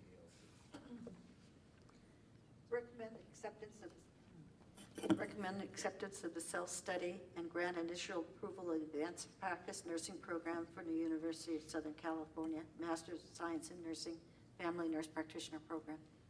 So moved. I'll second. Public comment? More discussion? Call for the vote. Laura Delacruz, Simoleon, yes. Cindy Klein, yes. Elizabeth Woods, yes. Imelda Seha Butterworth, yes. Trendy Phillips, yes. Michael Jackson, yes. Thank you. Thank you very much. Agenda item 7.7, discussion of inspection report for American Career College with verification of information presented by American Career College at the Education Licensing Committee and vote to determine whether American Career College is maintaining the standard required by the board.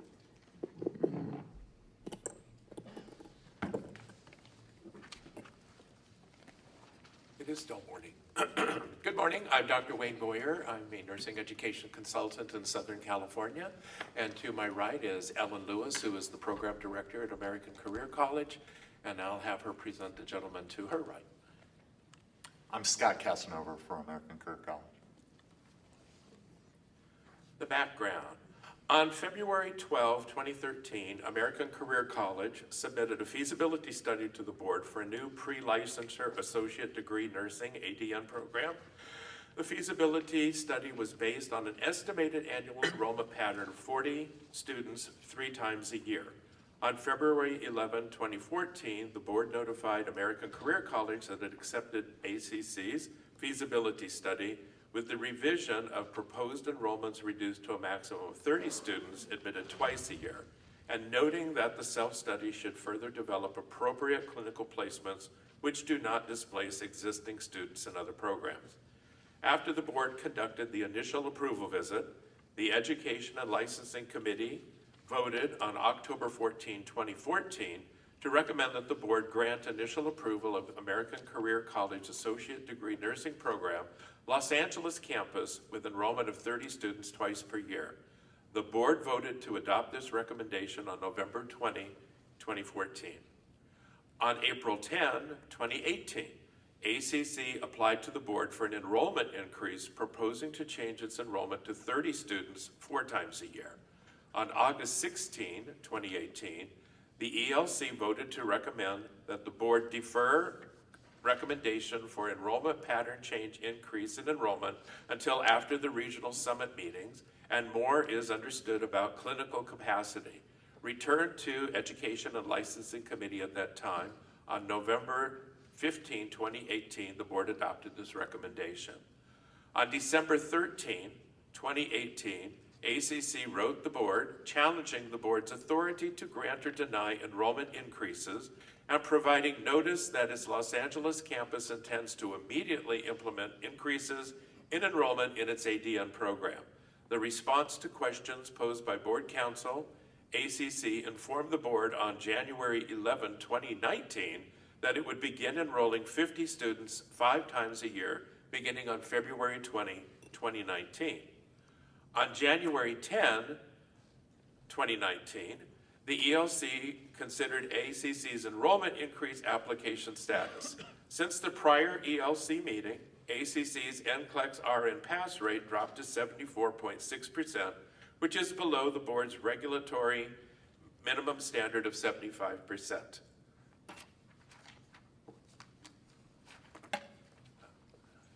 ACC's NCLEX RN pass rate was below the regulatory standard and that there was some evidence of clinical displacement. The ELC voted to recommend that the board deny ACC's enrollment increase application. On February 7, 2019, ACC notified the board that it was withdrawing its then pending enrollment increase application and proceeding with 5 starts per year of 50 students. Nursing education consultant Dr. Marianne McCarthy visited ACC on February 20, 2019, which was the day that ACC said the new larger cohort would begin classes. Dr. McCarthy met with program director Ellen Lewis.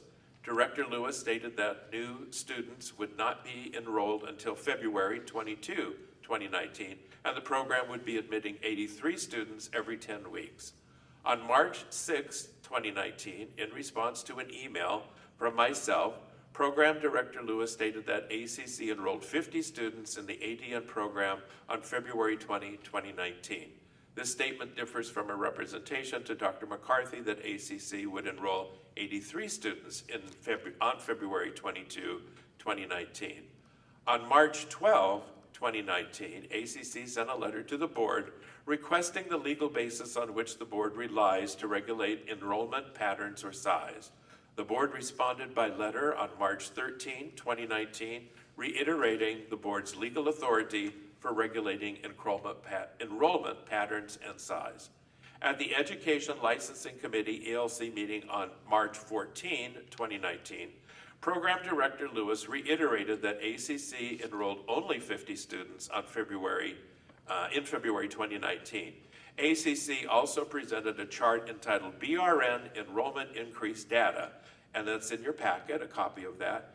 Various NECs disputed the interpretation of the data represented by ACC, and the ELC directed board staff to provide the information the staff felt relevant and related to the chart. The information is also in your in the packet. Consistent with the board's interpretations of its regulations, ACC's increase in enrollment from 66 students annually to 250 or 415 students annually, depending on which ACC representation is accurate, constitutes a substantive change without prior board approval in violation of California Code of Regulations, Title 16, Section 1432B, to the extent the program has made any material misrepresentations of fact to the board. Such actions would be grounds for revocation of the program's approval pursuant to California Code of Regulations, Title 16, Section 1423B. Thank you. Thank you very much for your presentation. Are there any comments from the board at this time? Any questions? Seeing no questions? Sure. I do have some comments I'd like to make, but I guess to begin, I'm curious, did the board receive, because we haven't received the corrected inspection report. So if you recall back to our March 14th at licensing meeting, there were gross errors in that report. And part of the recommendation at that time was that a corrected inspection report would be issued, which we have not received. That would be the board materials, Mr. Casanova. So that's just the agenda summary The staff that he report. just read. Yes. That's the inspection report. Yes. Okay, so I guess what I would say is that report still doesn't correct the gross inaccuracies of the so-called inspection report. At the last meeting, we pointed out that the inspection report was inaccurate. It overstates the number of current enrollments, with Ms. McCarthy apparently adding the 50 students that ACC enrolled to the 33 students it enrolled in previous terms to somehow reach this total of 83. Ellen Lewis, who's with me here today, made clear that the number 83 was never uttered at the meeting and supplied the attendance reports demonstrating the 50 students enrolled. The inspection report also noted the wrong date that the students began the program, stating February 22nd, when the actual date was February 20th. None of the board materials provided today corrected any of those errors that were pointed out at the last meeting. I believe he did state that it was February 20th. 22nd. He said the 20th. Okay, the board materials provided He just notes stated February that. 22nd. The item calendared for the last meeting to accept the report was continued to the board meeting today to give us the opportunity to receive a revised report, which I guess this summary is the inspection report's what I'm hearing today. Given that the direction of the board seems to be an attempt to take some punitive action against ACC based on that report, we think it's only fair that a corrected report with the correct enrollment numbers be relied upon by this board before any decisions are made. That said, it's become painfully apparent that this board intends to pursue actions based on authority it does not legally have, and that's caprice and unlawful. This board has said that ACC's increase in enrollment from 66 students to 250 students constitutes a substantive change without prior board approval in violation of 1432. As we've noted numerous times, that statute doesn't contain the word enrollment. It doesn't refer enrollment change or enrollment patterns as a substantive change requiring this board's approval. This board's own actions today demonstrate that the board doesn't believe that 1432 provides that authority. Otherwise, this board wouldn't have voted to try to go through the rulemaking process to amend 1432 to add enrollment patterns as a substantive change. The fact that this board removed the guidelines related to substantive change under 1432 under the OAL petition is further demonstration that this board doesn't believe that it has the authority that it's trying to espouse today. The board's actions are also arbitrary and capricious because no program knows precisely what criteria or what legal standards are applied to pending applications. You're not allowed to decide some matters without reference to some objective, reviewable standard. ACC has asked the board these questions through letters, emails at recent board meetings, and again, this board has stubbornly refused to disclose what criteria it intends to apply to schools that seek to increase their enrollments. At times, it's the threat of possible clinical displacement without objective demonstration that that clinical displacement may happen. At other times, it's NCLEX scores, but there's no bar set. There's no clear-cut objective criteria that this board uses. By statute, this board is to be a state licensing agency authorized to protect public safety, not prevent well-intending students from enrolling in a nursing program that currently has a 92% NCLEX passage rate. I'm happy to answer any questions that you have. So on what date did you enroll students in February? February 20th. And how many did you enroll? 50 students. 50 students. The number that we've given in email, letter form, and what we told the NEC on the date she arrived. And you were initially approved for 33, right? 60, 33, 2 starts a year. 33, 2 starts a year, so 66. When is your next enrollment date for the students? It's the end of April. And how many students do you plan to enroll? 50. So another 50. And how many times throughout the year are you going to enroll students? 5. So it's going to be 250 up from 66. Okay. Are there any questions from the board?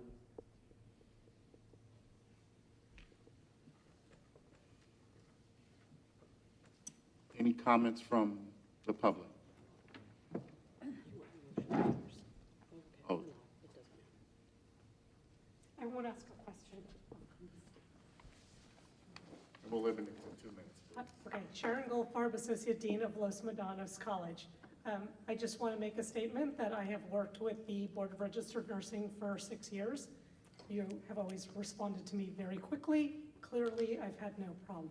I do think that looking at board pass rate is an important factor in understanding if a school is good, but it's not quite nuanced enough. I think you also have to look at attrition rates, because if attrition rates are also very high and board pass rates are high, I think that talks about the school.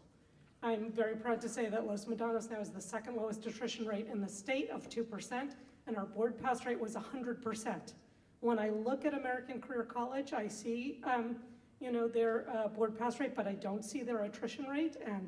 But when I look at the Department of Consumer Affairs, I see a lot of complaints about that school of students who felt like they were mistreated by the program.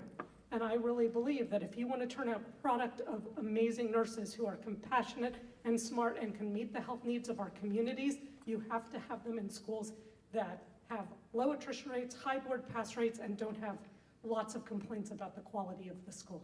So what I would really like to see is that we come up with ways to increase capacity at the community college. So that's my 2 cents. Thank you.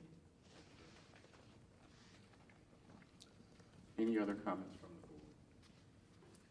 the board? Yeah, I want to make a comment.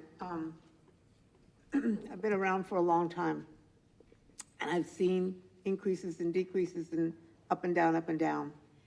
And one of the things that I noted was that for many, many years, the community colleges and the state colleges, because of budget, could not increase their enrollment of students. And from the hospital side, having to deal with not having enough nurses is not an easy task.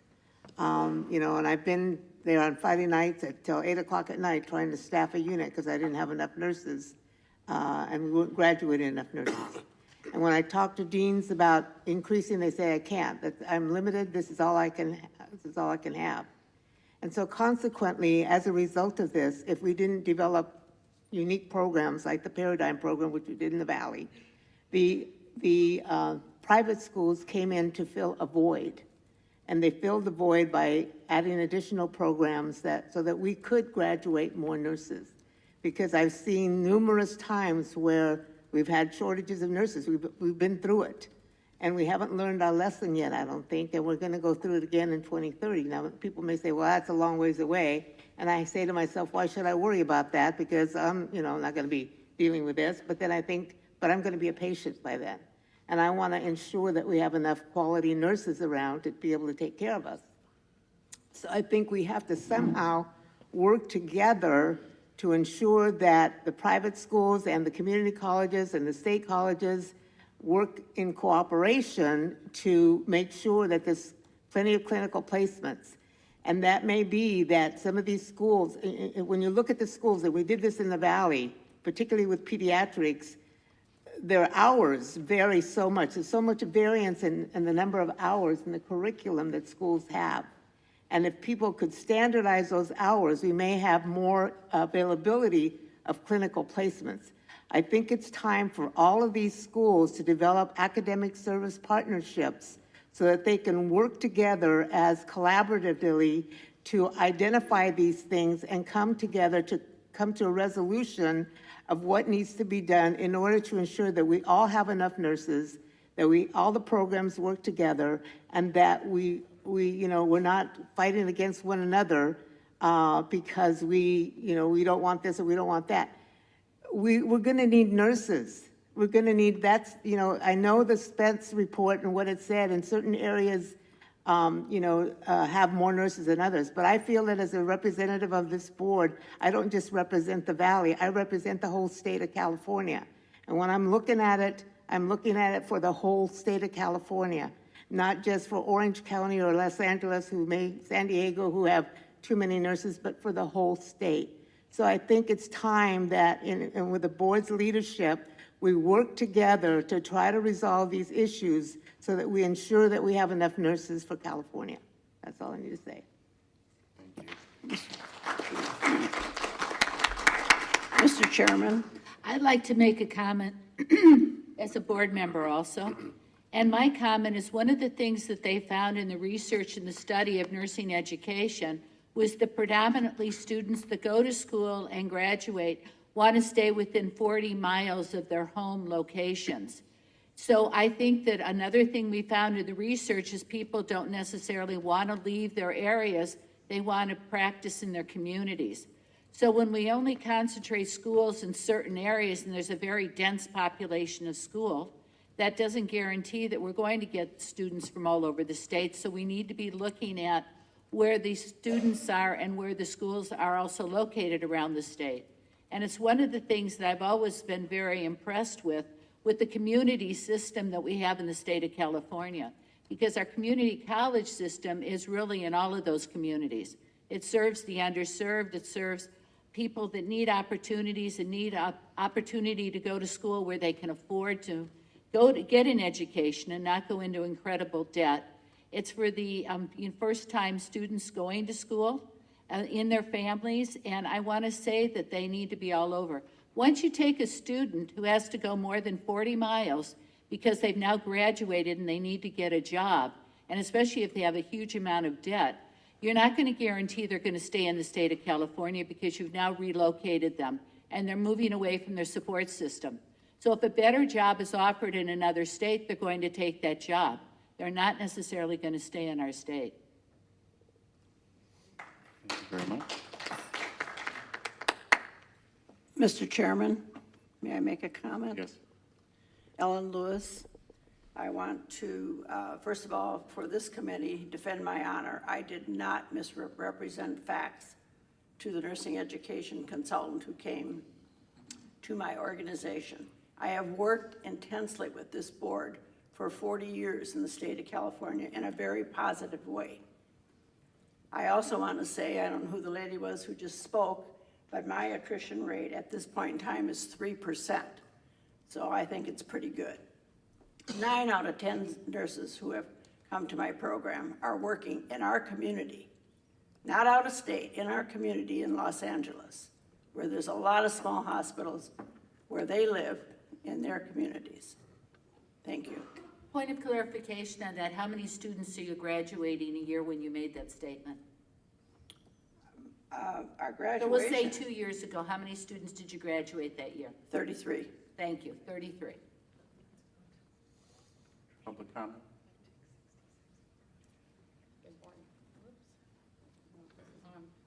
Hello? Okay. Good morning, Judy Corliss.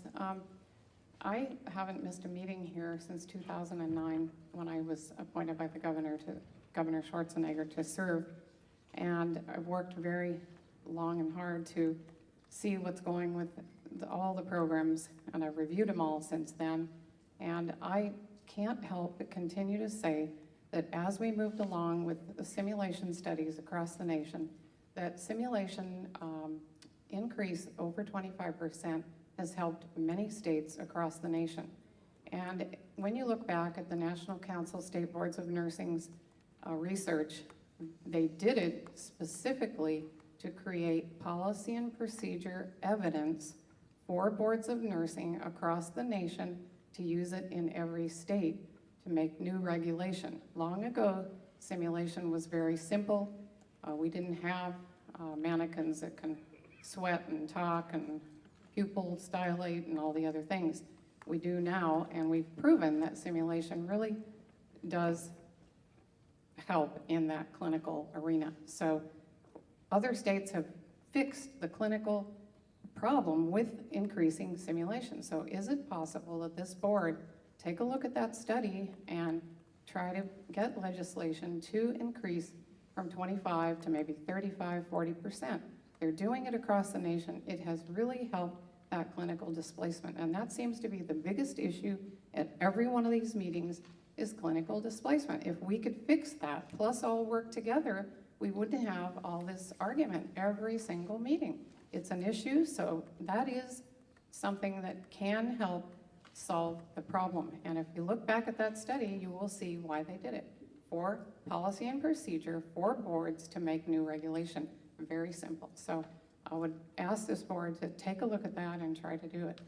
I know that it works elsewhere. I've been across to a lot of those meetings and seen where it's helped, even in Texas or wherever. So that's my statement, and I still continue to follow all that on a monthly basis so that You know, we could use that here in California. We are the leaders in the nation, as most people will say, so we need to be there. Thank you. No other further public comment at this time? Seeing no other further comment, I move that the board finds American Careers College Nursing Program is not maintaining the standard required by the board because it's a substantive change without prior approval of the board in violation of 16 CCR, Section 1432B, by enrolling significantly more students than permitted by the board's approval. Do I have a second? I'll second it. Are there any further public comments? Any comments from the school? Seeing none, we call for the vote this time. Laura Dela Cruz Simoleon votes no. Cindy Klein votes yes. Elizabeth Woods votes yes. Melda Seha Backowitz votes no. Randy Phillips votes yes. Michael Jackson votes yes. Thank you. Next item.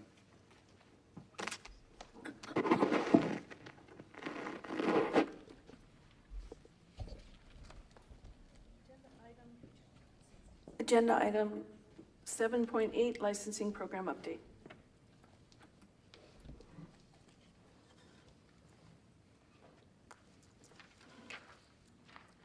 Good morning. Christina Sprigg, Deputy Chief Licensing and Administrative Services.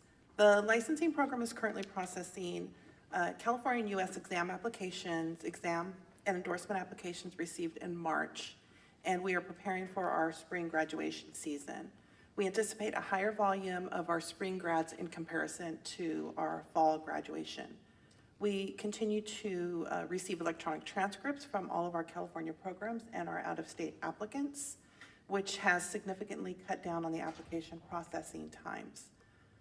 With the continued implementation of system improvements and online features, we expect to see further decreases in our application processing times. As mentioned in the EO report, the board will be the first to implement a new BREEZE enhancement to send out courtesy email notifications to applicants and licensees. There will be 4 areas which are covered, and those being email notifications to all of our licensees when their license application is open for renewal, email notification to our licensees at specific intervals prior to renewal if their license or certification has not been renewed, email notifications once a licensee's license or certification has been renewed, and email notifications when an initial license is approved and issued. Additional email notifications will be created once these have been implemented so that we can continue communicating with our licensees and our applicants. This is scheduled to be implemented in May of this year. In our Consumer Assistance Call Center, our call center supports a population of over 448,000 licensees and over 35,000 applicants. We have 12 permanent and 4 limited term positions currently. We are recruiting to fill 2 vacant permanent positions and additional limited term positions in that area. We are also recruiting to fill 2 call center supervisor positions. Our call center supervisors vacated their positions on May 22nd for promotional opportunities at other departments. These positions are in the recruitment process, and we are hoping to have them filled by the end of April. Until these positions have been filled, myself, the administration, and licensing managers will be working in the call center area to ensure that there is a manager available daily to assist staff. Our next Administration and Licensee Services Unit quarterly meeting is scheduled for late April 2019. These are where our management team continue to work on implementing the suggested changes regarding communication and staff training and development, and we conduct these meetings quarterly with all of our staff. And our staffing updates, currently the licensing and administration call centers, renewals, and NEC units, we have 9 permanent vacancies. On Dr. Morris's EO report, he did list 11. We do have 2 NECs in Southern California that will be starting next week, so I actually removed them off of my list. So there is 11. 2 starting next week brings us down to 9. And then also included, I have our licensing application statistics. And currently, from July 2018 through current, we are just over 26,600 applications received. Are there any questions on the licensing report? Christina, so the email notifications, are those only strictly if you do it through Breeze, right? Because other people are still doing it not through Breeze, or it's strictly Breeze now? 99% of our renewal population are renewing online through Breeze. Okay, that's a good number. My question is, in the 7 years I've been here, I would get calls or emails from licensees because the money hit, they got my money, and it's a month and I haven't heard anything. So that's always been like the rub. Right. So are we timing those emails like 2 weeks after they get their money's charged, that we got your money, we're working on it? Because that seems to be where people like to call and says what's going on, and all that. So, yeah. yes, the emails are timed, and that is the email at specific intervals, and they are set at 45 days and 15 days prior to expiration. So what it means is if their money is cashiered and their license is still showing expired, then they will receive an email telling them your license is going to expire. That way it gives them a notification that, hey, I need to figure out what's going on. I have a question. Is there a hard stop if they don't fill out a part of the, we had talked about background information, we had talked about our concerns with going online and some of the common mistakes that people made over things like putting in their CE credits and other things along the line. Do we now have hard stops at certain points that would stop some of these sort of obvious errors from occurring anymore? Yes, over the course of the last several years since we've been on Breeze, we have made various improvements to the renewal application, and we do have hard stops in areas throughout the application. So yes. Good. The other question I have is, on the average, when people do it electronically, how soon is it updated electronically in the record? And to go on to see that they have a valid license. The reason I ask is I've been told by people that within like 2 days of having done their electronic renewal, they've seen that it's already been updated. Yes. And I want to know if that was the exception or the rule now that we're doing this 99% of the time electronically. So if a licensee goes online and renews and they've completed the entire process, they don't need to submit fingerprints, we have all of their information in the system, their CEs have been completed, their license will renew immediately. So they should be able to see within, within a few minutes to a couple of hours, they should be able to see that their RN license is renewed. Now, if they're a nurse practitioner or another certification that depends on the RN license being renewed, that will usually renew within 24 hours of the RN license renewing. Thank you. That's very impressive.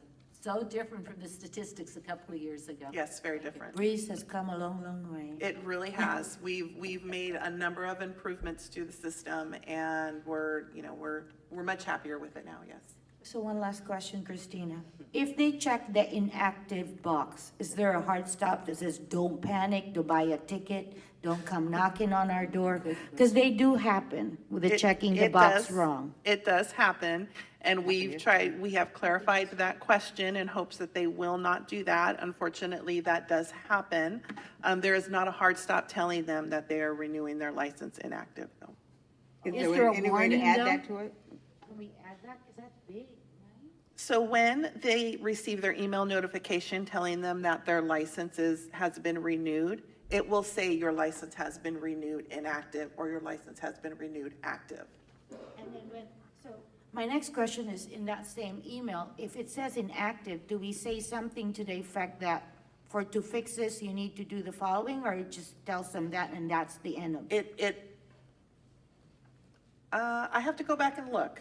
We may have included information that that provides them with some direction if you renewed inactive in error, but I will Yes. have to go back and check That that would be email helpful if it's notification. in that. Yeah, I don't think it's there, because on the train over here, I got a call from an FMP who, had that problem. Those emails are not going out yet. No, I mean, I got a call. Right. Who went to Breeze to renew and happened to hit the wrong button. It's now been fixed, but what she's saying is there something that says, are you sure you want to, No, deactivate? Right, correct. And it does not say that in Breeze. In Breeze, it does not, if they click the inactive, it does not stop and ask another question that says, are you sure you want to renew inactive? It does not do that, no. Is there any way to do that? I would have to check with our Breeze team. I have a question pertaining to AB 2138 that has to be implemented in 2020. Do we have anything in place now? Because it's going to impact what you do. 2138 is the conviction question? Is that? Yeah, so basically, we have to adopt a criteria, but he was, something about, the out-of-state, we are going to have to contact those states and sometimes get more information about maybe criminal convictions. And I was just wondering, I'm sure we're going to be impacted by there. It's going to slow the licensing, it's going to delay them getting their license or renewals. That's actually related to applicants, not to licensees. Correct. So applicants coming in for the initial licensure, that will affect them on the front half. So we will see some delay in that processing to get all that information before enforcement can do their work process. Because currently today, the applicant is supplying that information. So a good majority of those cases are already complete and ready to go when they get complaint intake's desk. So it's going to be putting a lot of that on the board to make sure the applicants get that information forward. Yeah, so that's my concern. I mean, because we're going to, start all over again, because the complaints is taking forever. So what do we have? On the renewal notification, we do not delay the renewal of a license if a conviction is reported. So if they respond to the conviction question on the renewal application will move forward. That information will be forwarded to the enforcement unit, and they will deal with it as a separate issue. The renewal of the RN license But the new itself applicants, continues. It's also going to impact, this bill is also going to impact the new applicants, correct? It will impact the new applicants, yes. Right. So I'm trying to prepare ahead of time, is what do we have in place? It's going to impact us. Correct. So we're putting systems or something in place, so hopefully we won't have this problem that we've had in the past with other issues. It will affect the enforcement side. Do you want to? Yeah. A part of the process that we're working on now, we do have a work group set up where we have various staff members from both licensing and enforcement, including myself and our legal counsel from DCA, where we're setting that buckets of work so we can identify those issues. I believe a lot of it is going to be communication out to the programs, out to the hospitals and the students to kind of give them a heads up of the new process that's happening. The big chunk of like I said, I think the biggest opportunity for us as, for California students is we have those relationships currently with a lot of our jurisdictions. But out-of-state students coming into California is going to be our big problem because a lot of these jurisdictions are not giving agencies information.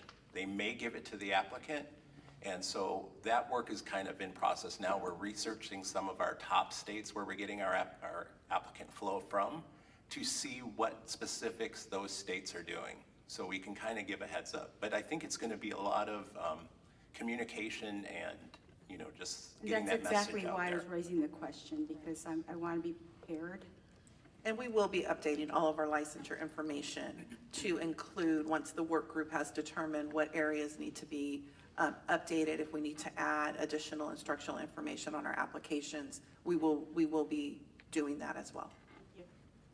Christina, can I ask one more question? Can I just ask you to go over again regarding the emails? You're going to send an email to notify you that your license is expiring, right? Yes, Then you're gonna send another email if you haven't renewed it within 45 and 15 days. 45 and 15 days. Okay, and then email telling you that you renewed your license, Once you've renewed, yes. once renewed, okay? And then the last one was what? If your initial application has been approved and your license issued. If you're what? Initial licensure application has been approved and your license issued. Okay, thank you. So Christina, if you see on Breeze and there's no issues and you get it immediate, the email will come immediately too, or like 2 weeks later? No, the email should come immediately. Okay. yes. Other than seeing that it's active, you'll get pinged You'll an get, email that you'll it's. also receive an email, Okay, yes. thank you. So, Madam President, as we transition out to the next agenda topic, I just want to publicly, for the record, you see, there's been a lot of discussion around just this implementation of this process. I want to thank the staff for their hard work. It's one thing to have a vision, to see these changes come about, but without the support of the staff to implement the vision would just lie dormant. So thank you, Christina, and your entire staff, and also DCA, working collaboratively with the board to bring some of these visions under fruition. And hats off to you. We look forward to seeing continued efforts like this put into place. So thank you. Thank you, Dr. Morris. I would like to say as president of this board that from the members of the board, and you can hear from the engagement and the questions, there's been a lot of outreach and issues that have gone to us as a board and individually as board members. And from the board, I also, in addition to what Dr. Morris says, I want to thank you for the hard work. And also being engaged today and continuing, even with all the hard work, you're engaged in triggering thoughts of better ways to continue to improve. Thank you so much from all of us. You're welcome. Thank you. Okay, since this is the, is there any more? Mr. Jackson, are you finished with your report? That concludes the education. Excellent. So before we go on to item 8.0, which is report of the Legislative Committee, I'd like to take a 15-minute break.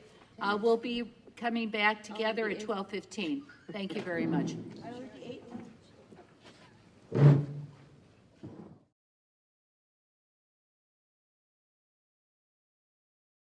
So if people need to continue conversations, please move out of the room.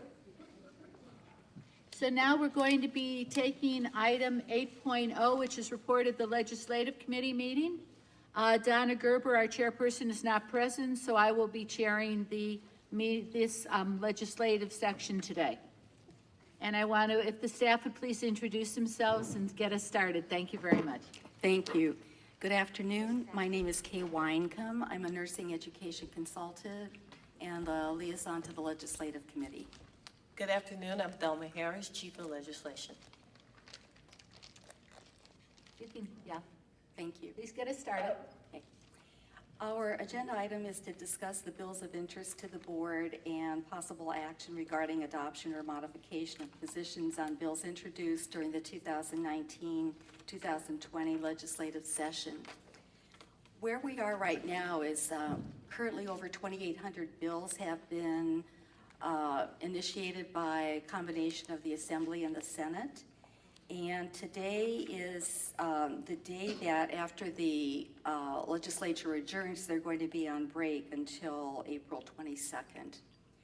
And so deadlines are coming up for when the policy committees have to move their bills along to the fiscal committee, and then the fiscal committee has to act. So things are getting more active. Because of the number of bills that are being presented, my recommendation was that there be a group of bills that have been presented at the Legislative Committee in March, and the committee took a watch position on.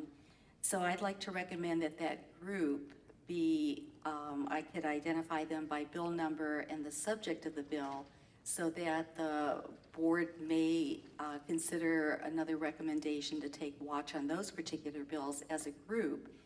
And then that would allow us time to devote our attention to the remaining bills that have more of a definite effect for nursing and nursing practice. I have a quick question. Can I, Madam President, really quick? Absolutely. Sorry. When you said you meaning the Ledge Committee last month proposed to the full board what you're proposing right now? What happened at the legislative committee was the committee accepted as a group the Okay. bills that were So presented. that's what we're gonna and- do. Okay, so and you're right. So, accepted or took a watch position on them. so you're bringing forward the recommendations of the Ledge Committee to the full board? Correct. Okay. Ms. Klein, just for clarification on that, if you look, included in our packet are the information on the bills, including our grid. And the grid will indicate which bills there was a watch position on.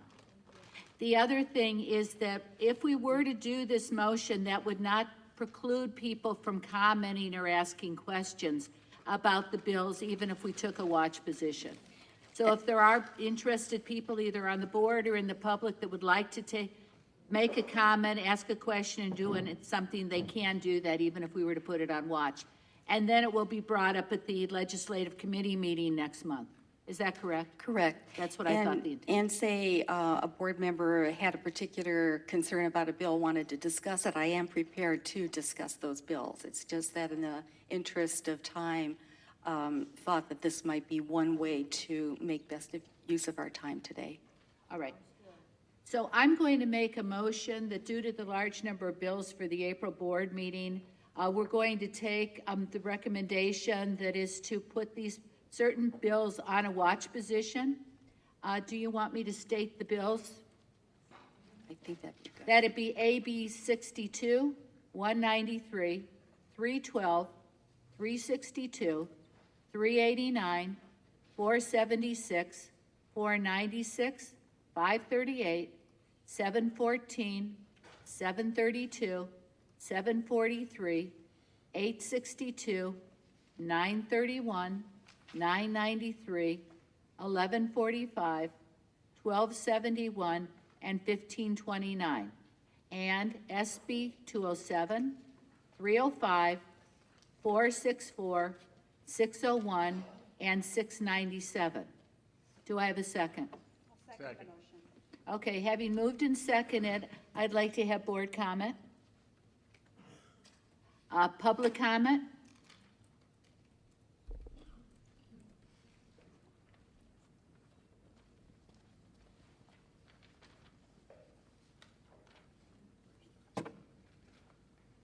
Good afternoon, Saskia Kim with the California Nurses Association. I'll be brief. I just wanted to mention two bills, speak on two bills, AB 193 and AB 312. CNA is opposed to both of them. We view them as anti-regulatory, and both bills start with the underlying assumption that regulations are bad. We disagree with that. We think regulations are protections that protect Californians, and the purpose of occupational licensing is to protect health and safety by ensuring minimum standards of competency. And then importantly, for this board's purposes, both bills would divert scarce public resources away from your other work towards a duplicative bureaucratic process. So just want to mention. Excuse me, what were those two bills? AB 193 and AB 312. What was the other one? AB 312 and AB 193. And 312. And do you have a letter, or are you just the public comments you made right now for our staff to record?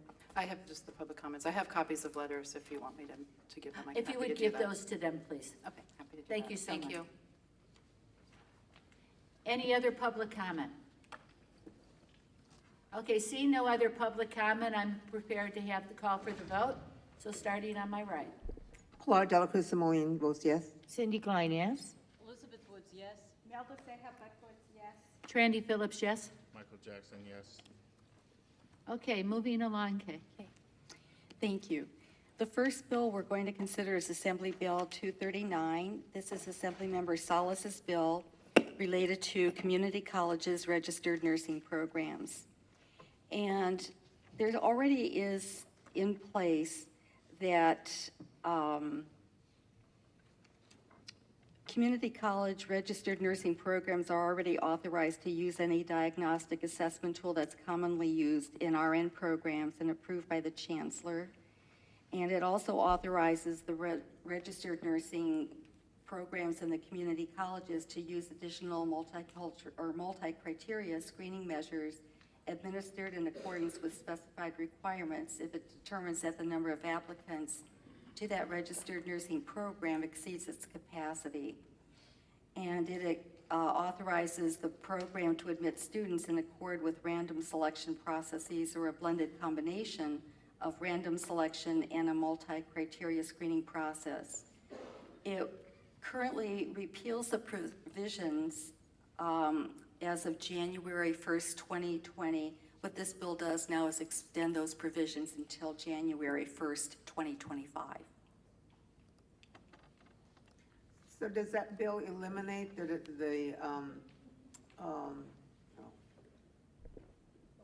do you call that? That process? As long as it is in existence now, that's going to continue Okay. until 2025. Okay. Any other board comment? Any public comment?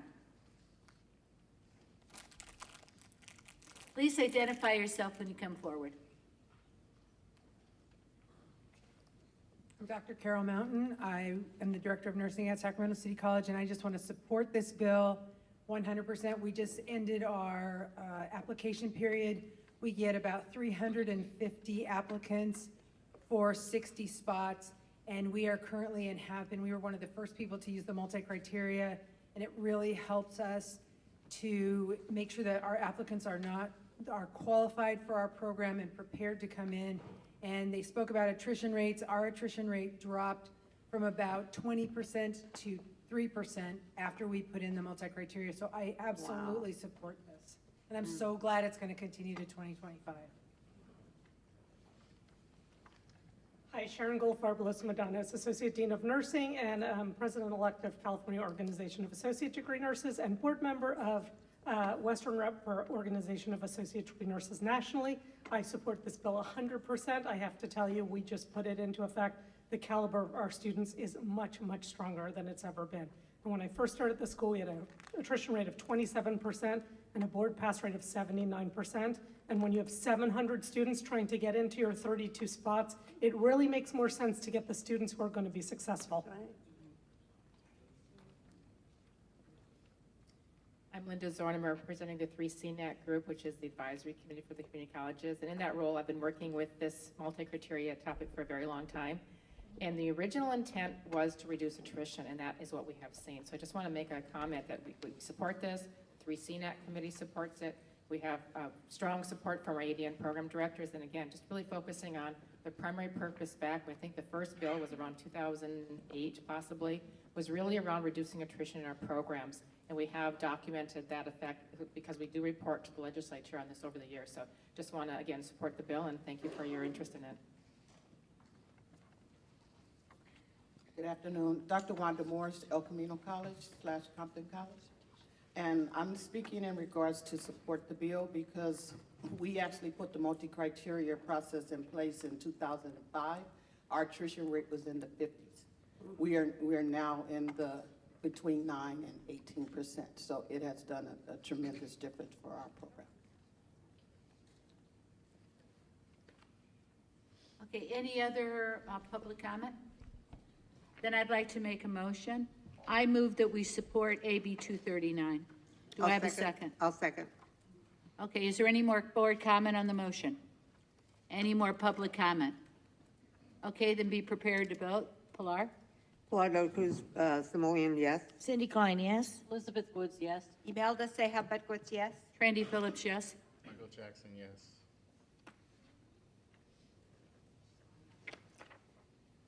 The next bill is Assembly Bill 241, and this is Assemblymember Kamlagar Dove's bill related to implicit bias continuing education requirements. As the bill was originally developed, it was going to require about an 8-hour course related to a curriculum for continuing education for licensees to include specified instruction and testing and understanding and reducing implicit bias in treatment. So it's referring to patient care. That bill has since been amended, so now the language is more to that it is going to, see, I just want to quote this correctly.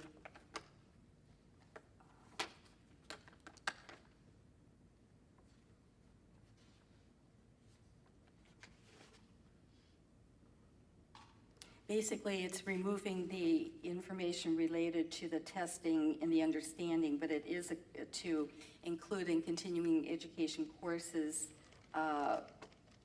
understanding in with the goal of reducing implicit bias in treatment. So the original language was specified instruction and testing and understanding and reducing implicit bias in treatment.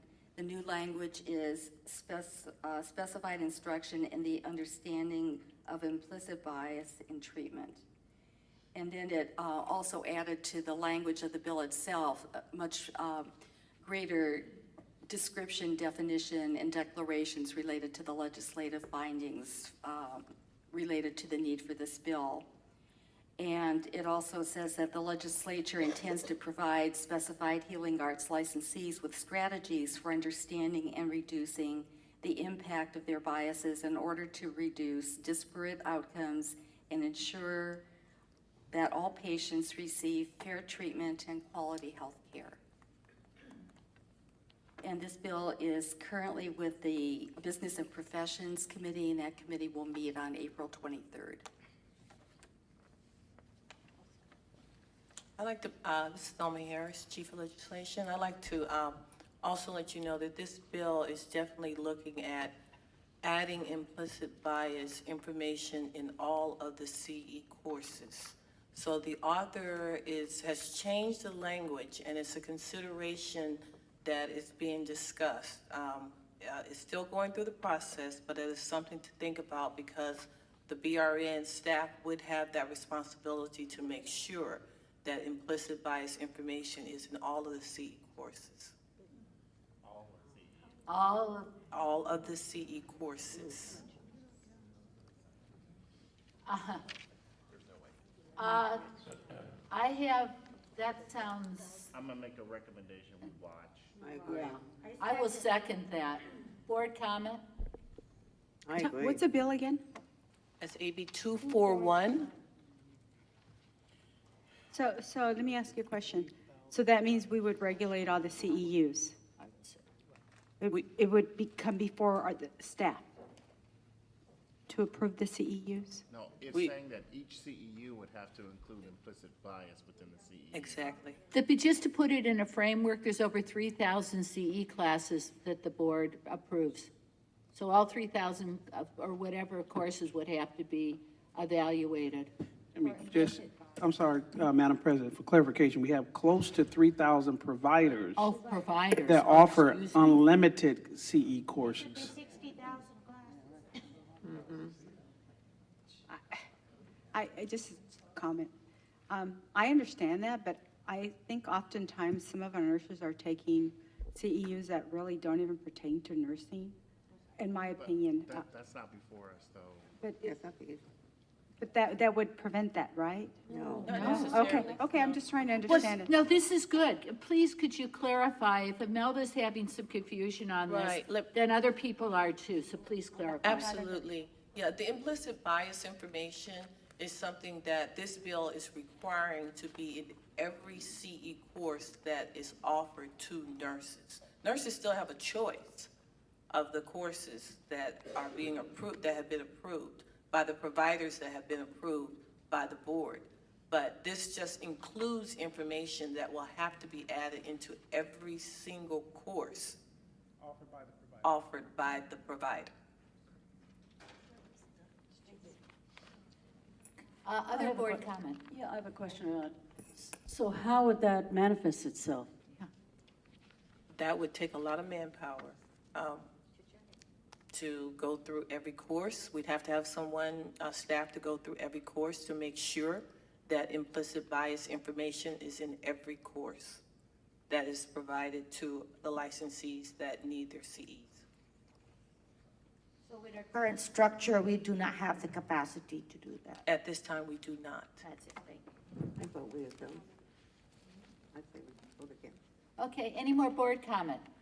Public comment? Hi, Sharon Goldfarb here. I'm going to talk from my role as the advisor for the Perinatal Equity Initiative for Contra Costa County. For every one baby who dies of SIDS in Contra Costa County, 19 African American babies die of SIDS. We are dealing with such structuralized racism in the healthcare field that I think it's an emergency that we include this in our training for the future healthcare professionals. There was a report from Harvard School of Public Health and NPR that 1 in 3 African Americans who go to the doctor experience racism, and 1 in 4 don't go when they're sick.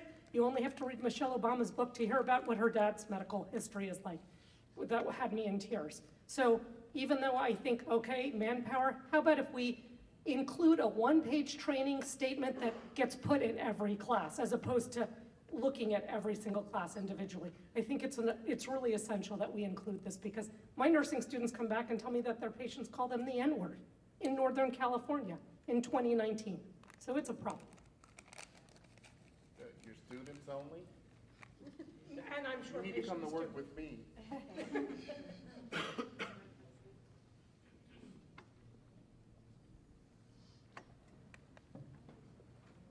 Saskia Kim again with California Nurses Association. As you have heard, this bill was recently amended to require the board to adopt regulations requiring that all CE courses include implicit bias training. While CNA believes that it's important for all healthcare providers to have training on implicit bias, we have significant workability questions and concerns about the bill, particularly in light of the CE comprehensive plan that you have adopted and are in the process of implementing, which calls for the board to review every CE course for compliance with regulatory requirements. As you've heard, there are more than almost 3,000 CE providers. Some of them offer more than 400 courses. And so we have significant concerns about impact to the workload of the BRN. So the bill's timing also would seem to exacerbate some of these workload issues. The bill requires the board to adopt regs that require on and after January 1st, 2022, that all CE curriculum includes this training. And so that means it's going to require the following to happen. First, the board has to actually adopt those regs. Second, the CE providers have to incorporate the training into their courses. And then third, under the plan, the BRN has to actually approve those courses and go through them, as Ms. Harris described. And the bill also requires licensees to meet its requirements by the licensee's next renewal date. So how does that work timing-wise? If your birth date is in January, let's say January 30th is your renewal date, in that case you will hopefully have already applied for renewal, but the CE curriculum may not be available yet. So how is a nurse going to comply? In sum, we believe that AB 241 is likely to increase the board's workload as the board transitions to this new process. But we do see value in every nurse taking a CE course regarding implicit bias, and that's why we've suggested to the author amendments that would require nurses to complete a CE course on implicit bias within 3 renewal periods, so that nurses have that training, but that there isn't the similar workability issues that are raised by the current version of the bill. Thank you, Saskia. Madam President, in the audience is Dr. Sue Engel, who oversees our CE unit. I'm going to put her on the spot here and have her come up to the table, maybe talk about maybe her perspective. Can we vote first, please? Want to vote? Because there's a first and a second. It is? Okay.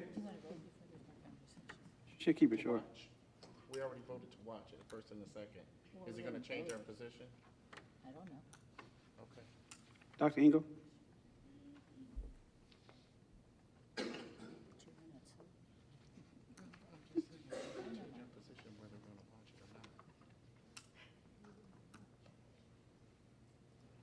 Hi, Susan Engel. I've been charged with the CE plan, and it was put forth to the legislative committee, and we're working on the process of implementing that plan, including statutes and regulatory changes, et cetera. And the board will be reviewing and approving all courses offered by continuing education providers that use the provider number issued by the board.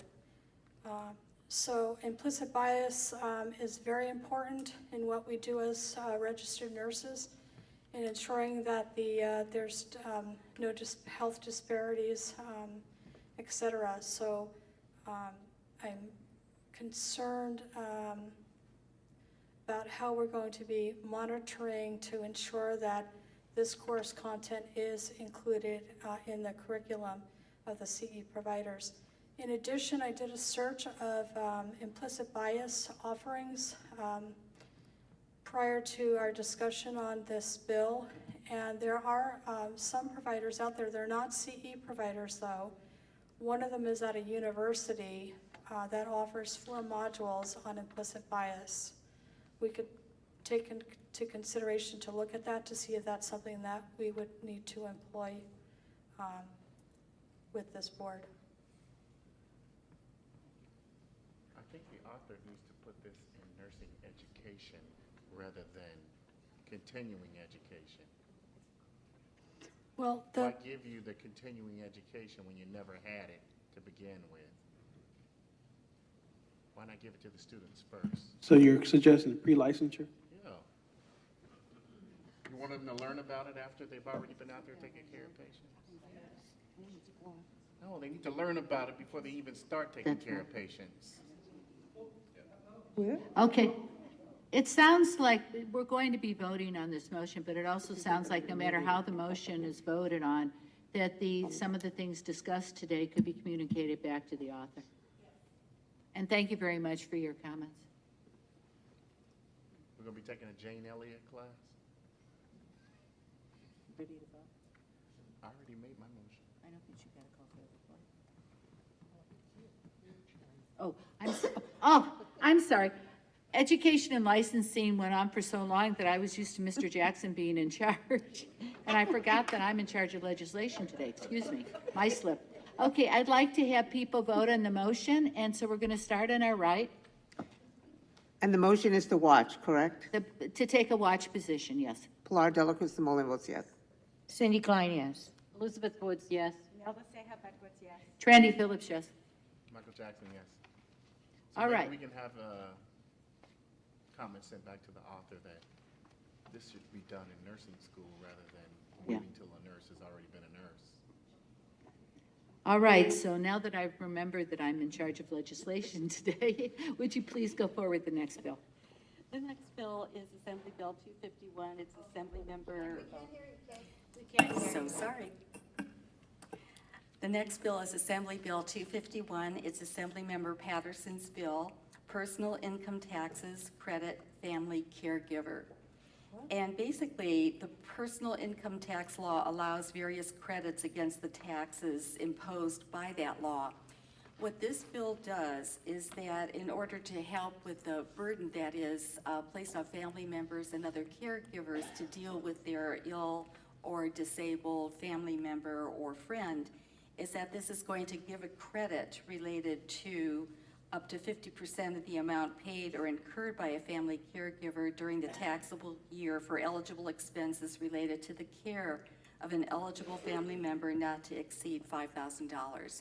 And there are additional provisions, but the significant thing about this bill for our purposes is that it allows advanced practice registered nurses and registered nurses to be able to be the ones that will do the certification that is needed for these family members and friends to be able to be eligible for this credit. Did you have any other comments? This bill was not considered by the legislative committee. No, this is a new bill. This is a new bill. Okay, are there any questions or comments from the board? From the public? I do have a question. Okay. Family members, how's that defined?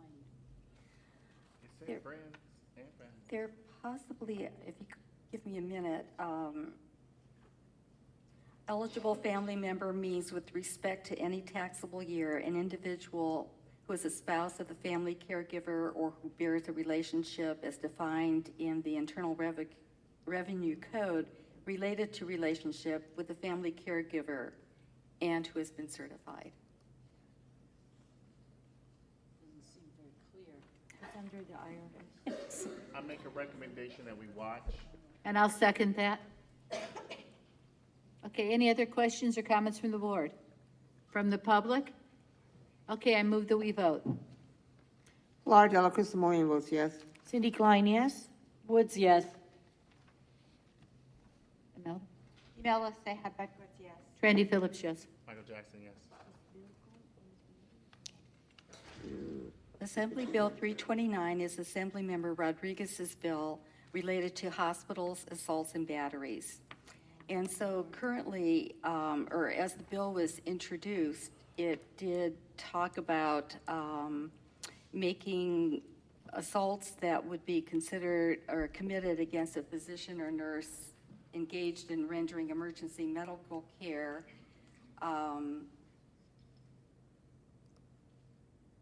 in a healthcare facility who's providing services within the facility could be punished by imprisonment in county jail not exceeding a year, and also makes an assault committed against a physician, nurse, or other healthcare worker of a healthcare facility engaged in providing services within the facility punishable by imprisonment by a county jail not exceeding 1 year, by a fine not exceeding $2,000.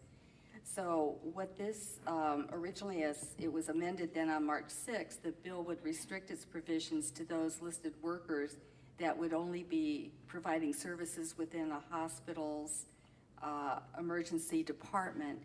That bill has been further amended on April 8th, so now that it basically removes the provisions related to healthcare workers and basically says that any of these either assault or battery that's committed in schools, parks, or the grounds of a hospital would be eligible for these criminal penalties. So it has, I think because of the changes in language, it might be appropriate to have a watch position for this bill. I move that we take a watch position on AB 329. I'll second. I have some Any question. board comment? I have a question about it. What about clinical setting, outpatient settings? I mean, this is assault in a hospital or in people get assaulted in a lot of places. That's why I'm expecting changes in terms of the language related to it, because again, it was originally for emergency rooms, and now it's been changed to delete the medical and healthcare professionals, but now we're gonna put it, hospital grounds or property, which would be inpatient, and I'm assuming your ambulatory care center if it's a freestanding, or your medical offices if they're freestanding. But now it's restricted to any of these actions that happen within the hospital or facility grounds would be submitted to these penalties under the penal code. Well, there's a lot of places that are not affiliated with hospital where patients are seen. Planned Parenthood, I mean, it goes on and on. Any other board comment? Any public comment? Then I think we should vote. Laura Delacruz Simoleon, yes. Cindy Klein, yes. Woods, yes. Melissa Hubkowitz, yes. Randy Phillips, yes. Michael Jackson, yes.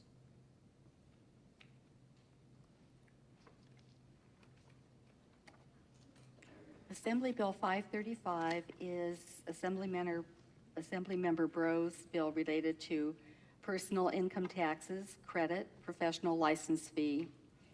It was considered by the committee at its March meeting, but it has been also amended since then. So originally, it would allow a credit against taxes for each taxable year beginning on or after January 1st, 2020, in an amount equal to the cost paid or incurred during the taxable year for an initial professional licensing fee. And that's why this bill applies to the board. It would be for our licensees for their first initial license. And that when it was amended, though, it did say that there would be a sunset date of January 25th or rather January 1st of 2025. And it also has more significant things related to the actual implementation of this addition to the Revenue and Taxation Code. I make a recommendation we watch. And I second that. Any board comment? Any public comment? Then let's vote. Laura Delacruz Simoleon, yes. Cindy Klein, yes. Elizabeth Woods, yes. Melissa Hubkowitz, yes. Randy Phillips, yes. Michael Jackson, yes. The next bill is Assembly Bill 544. This is Assemblymember Kiley's bill related to professions and vocations, inactive license fees, and accrued and unpaid renewal fees. The bill would limit the maximum fee for the renewal of a license in an inactive status to no more than 50% of the renewal fee for an active license, and it would prohibit a board from requiring payment of accrued and unpaid renewal fees as a condition of reinstating an expired license or registration. I move that we take a watch position. Second it. Okay, discussion from the board? Discussion from the public? Okay, let's vote. Laura Delacruz Moyen, yes. Cindy Klein, yes. Elizabeth Woods, yes. Imelda Seja Bedwitz, yes. Trendy Phillips, yes. Michael Jackson, yes. Thank you. The next bill is Assembly Bill 613. It is Assemblymember Lowe's bill related to professions and vocations regulatory fees. So this bill will, it would authorize each board within the Department of Consumer Affairs to increase every 4 years any fee authorized to be imposed by that board by an amount not to exceed the increase in the California Consumer Price Index for the preceding 4 years, subject to specified conditions. It would also require the Director of Consumer Affairs to approve any fee increase proposed by a board except under specified circumstances. And the bill did go to the Appropriations Committee after passing the Business and Professions Committee, but it was, and the analysts note that nothing in the bill would prevent a board from seeking any increases through statute or regulations. I'll make a recommendation we watch. I'll second that. We need to continue to see how this bill evolves. Are there any other board comments? Any public comment? Then let's vote. Laura Delacruz Moyen, yes. Cindy Klein, yes. Elizabeth Woods, yes. Imelda Seja Bedwitz, yes. Trendy Phillips, yes. Michael Jackson, yes. Assembly Bill 768 is Assemblymember Bro's bill, again related to professions and vocations. And this bill would authorize the Department of Consumer Affairs and each board in the department to charge a fee not to exceed $2 for the certification of a copy of any record, document, or paper in its custody. And it also requires that the delinquency, penalty, or late fee for any licensee within the department to be 50% of the renewal fee for that license, but not to exceed $150.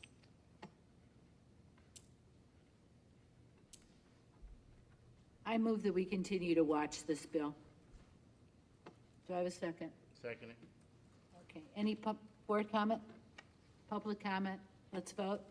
Laura Delacruz Moyen, yes. Cindy Klein, yes. Elizabeth Woods, yes. Imelda Seja Bedwitz, yes. Trendy Phillips, yes. Michael Jackson, yes. Thank you. Assembly Bill 822 is Assemblymember Irwin's bill related to phlebotomy. And this bill would specify that the tests an unlicensed person may perform under the provisions include following procedures and using devices for blood collection authorized by the clinical laboratory or other facility employing the person. And this bill was amended on April 10th to specify that whatever the devices would be used that are in the mind of the sponsor of the bill would have to be approved by the United States Food and Drug Administration. This is a bill that had also been introduced and considered in the last session, and the sponsor of the bill is a company that is producing these devices. I make a recommendation, we oppose this bill. I second that. Any board comment? Public comment? Definitely seems like a conflict of interest.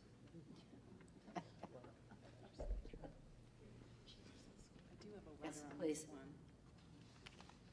it an opposed letter? I'm not sure I can. That's fine, we'll pass them out. You go ahead and speak.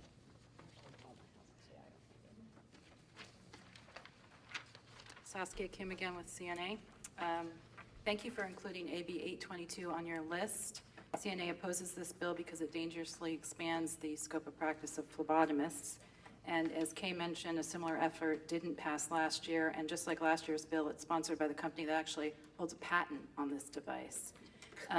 We believe strongly that the bill poses a threat to the health and safety of hospitalized patients. It de-skills the central functions of nursing practice, the care and management of invasive devices, and the management of therapeutic infusions.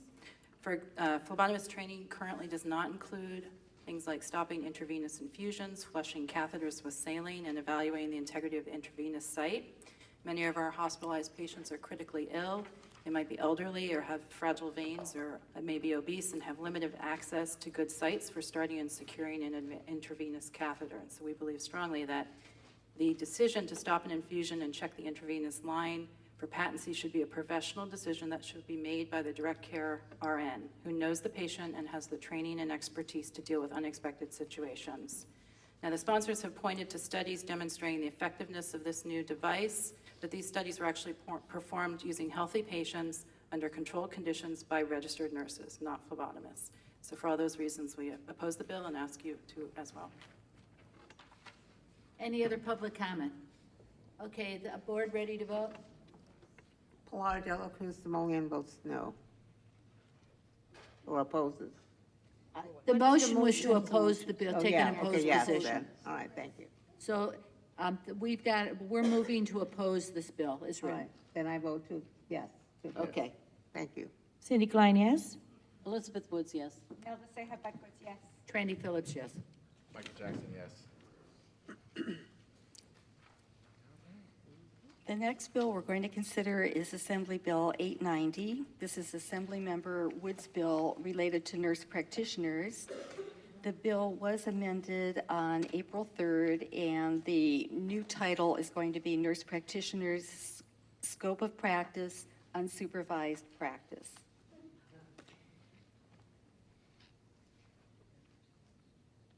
And the bill is going to authorize a nurse practitioner who holds certification as a nurse practitioner from a national certifying body to practice without the supervision of a physician and surgeon if the nurse practitioner meets specified requirements, including having practiced under the supervision of a physician and surgeon for an unspecified number of hours. It also authorizes a nurse practitioner to perform specified functions in addition to any other practices authorized by law, including ordering and interpreting diagnostic procedures, certifying disability, and prescribing, administering, dispensing, and administering controlled substances. So that was what the provisions were when the bill was originally introduced, and it has been amended since then. If you'll give me a minute, I can get more of the description.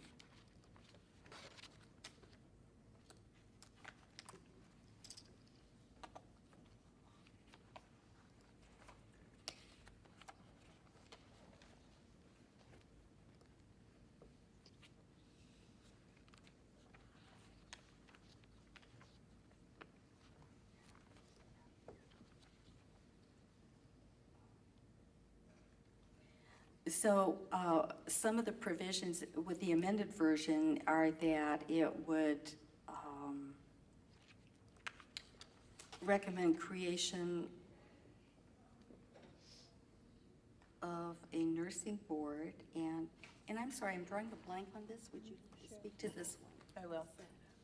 In reference to AB 890, the amendments that have come forward on this bill this week would be the creation of a new licensed nurse practitioners board. The board that is this board would be regulated by any existing board, specifically to create a new advanced practice nursing board or a nurse practitioners board that would either be under the BRN or under the medical board. So this is the language that has been placed in the new amendment moving forward. So that creates a whole new structure of board. Does the medical board discipline them? Does the RN board discipline them? Or do they both Or do discipline? they both discipline the board? So, Why do we need another board? I move that we oppose this bill unless amended. Yes. Do we have a second? I second that. And that whole provision about creating a new board needs to be removed. There are other things in this bill also. We have a advanced practice person with advanced practice, active advanced practice role on this existing board, and we have dealt with these issues in multiple ways because there's a lot of complexities over advanced practice. We acknowledge that. We've been dealing with that for a long time on education, discipline, regulations, licensure, and I don't understand why we would need another board. But I would like to be clear that we support the independent practice. Independent part of practice. that. Absolutely. That part of the bill is great. Well, I have some problems with the original bill, not only this thing of adding a board, like, forget that. But I have issues also with the original bill as it states, because there's unanswered questions in my mind about what they're trying to do here. And let me just find my place in my,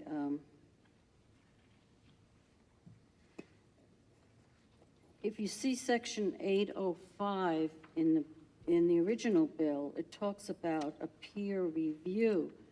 Now, this new amended version, is that would eliminate a peer review, or is the peer review would be included in what they want to have here as a new board?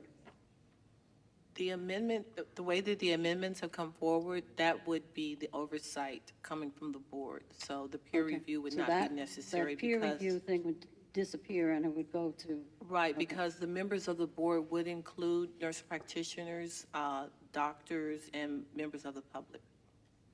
I've been a nurse practitioner a long time, and I certainly support independent practice. This is not independent practice if there's going to be these docs that are going to be still on a board or on a peer review or whatever they call it.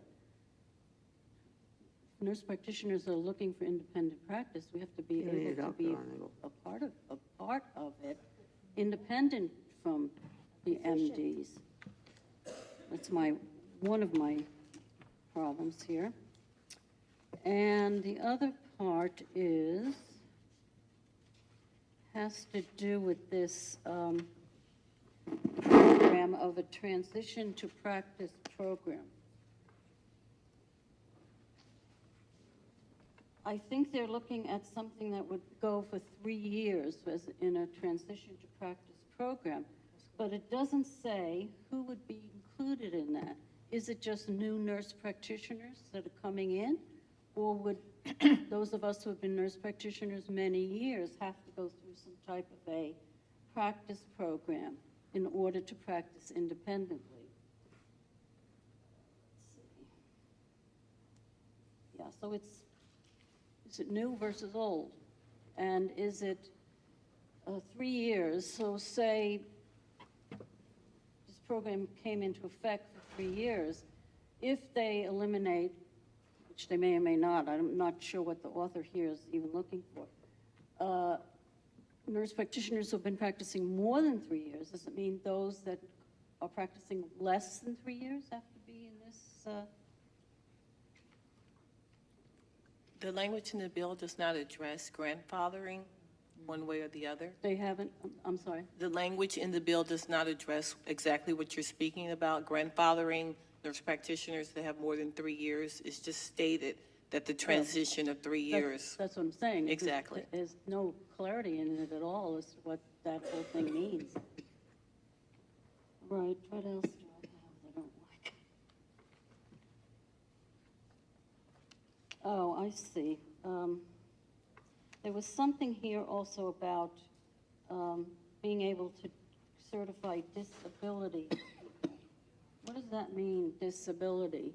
Is it disability because they're off for a couple of days from work? Is it disability under Social Security? Is it how far does that extend, this disability portion of this?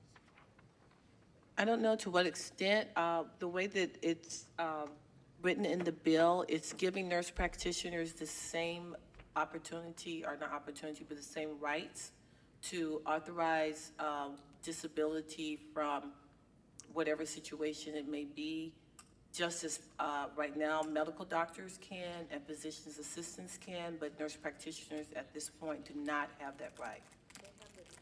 Well, we don't have it to a certain extent. Exactly. So that's why I think that needs to be clarified. What is the extent going to be? And, is that enough?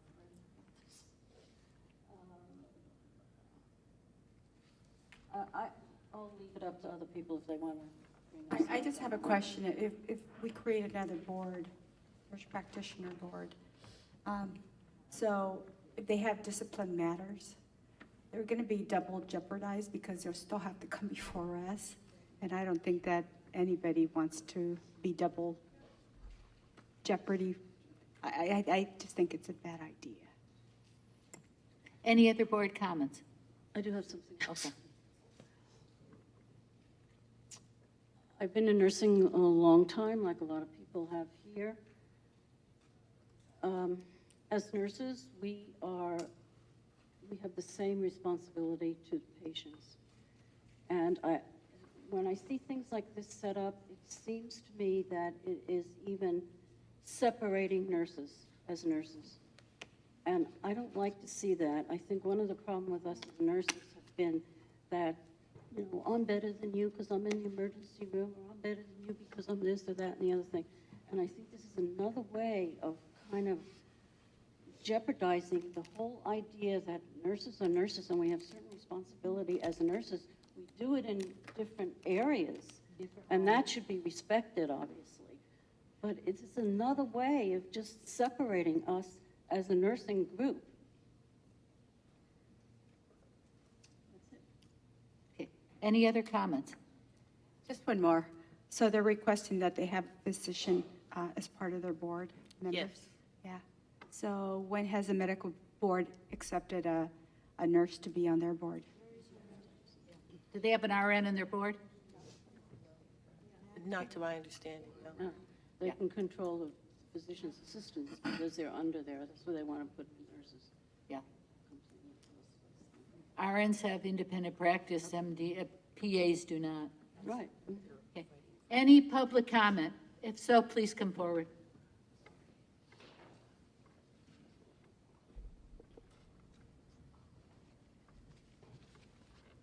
Dr. Carol Mountain, I have to 100% agree with you. I think this is the third time for me hearing a bill about nurse practitioners practicing independently, and I think it's unconscionable that our state cannot put through a bill to let nurse practitioners practice independently. We always practice for those that are underserved, and we serve those populations nobody else wants to deal with. And somehow, we have to get a bill through that lets us do what we do best. Outcomes for nurse practitioners are significantly better than outcomes from other health practitioners. And I just personally, I would do anything to help move a bill forward that would put nurse practitioners at independent practice.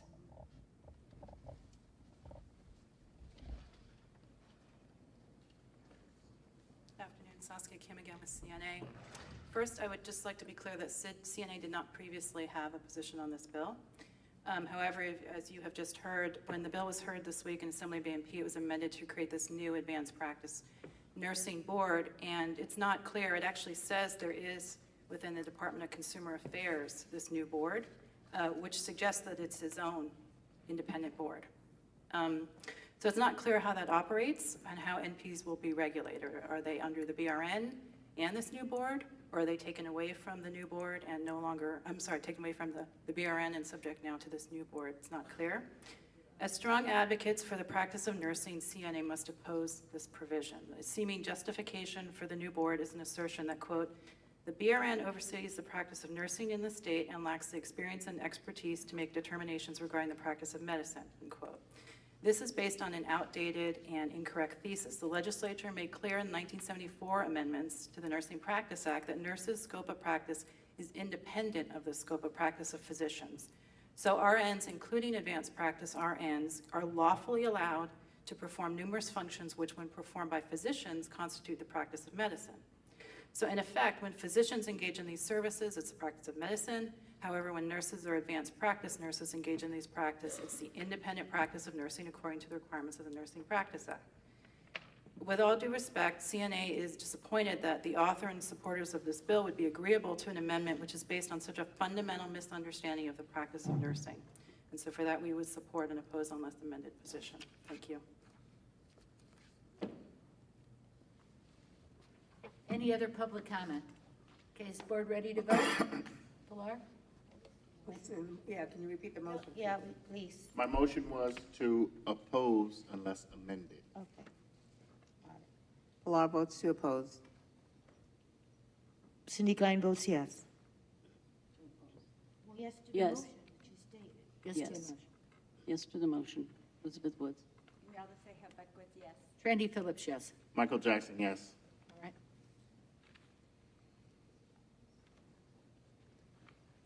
Assembly Bill 1051 is Assemblymember Smith's bill related to community colleges, temporary faculty members, clinical nursing faculty.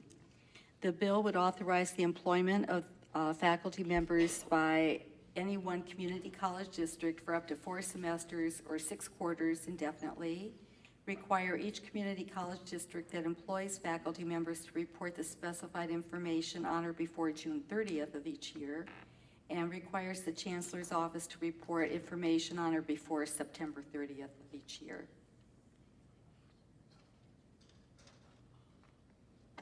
I move you take a watch position. Second it. Board member comments? Public comments? Hi, I know I'm going to be preaching to the choir here, Sharon Goldfarb-Los Medanos, Associate Dean of Nursing, but as you know, that the board requires that a nurse we hire as faculty has a year of floor nursing in the last 5 years. My college requires that that nurse also has a master's degree. Now, if you can find a master's degree nurse who's a floor nurse who wants to come work for me for half of the salary they'll get in the hospitals, thank you very much. Send them my way. Every single nursing school I know is short faculty, and we're all desperate. And we have a group at COADN. The majority of posts are like, can you help me find faculty? Now, we were in the unfortunate situation of being so desperate for faculty that we overloaded 3 adjunct faculty who were not strong and ended up having to hire them when the union caught wind of it. It was a legislation that had stood. It expired and nobody paid attention to it. And if you think it's hard to find one faculty member for a clinical position, an adjunct gets 63% load. A clinical rotation is 85 to 90%. So if you think it's hard to find one faculty member, try finding 2, and then it's disruptive to the faculty who have to go and onboard a new person, disruptive to the hospital to find someone new, disruptive to the students to get used to another person and their grading. And I like to think of it as like, say you had a dinner party and you had a lovely group of people, and at 67% through the meal, somebody had to leave. You had to get up, clear their plate, bring in another food. All the guests had to wait until they were done so you could bring in dessert. It is so disruptive to how we can run our programs that I strongly encourage you to support this bill. Thank you.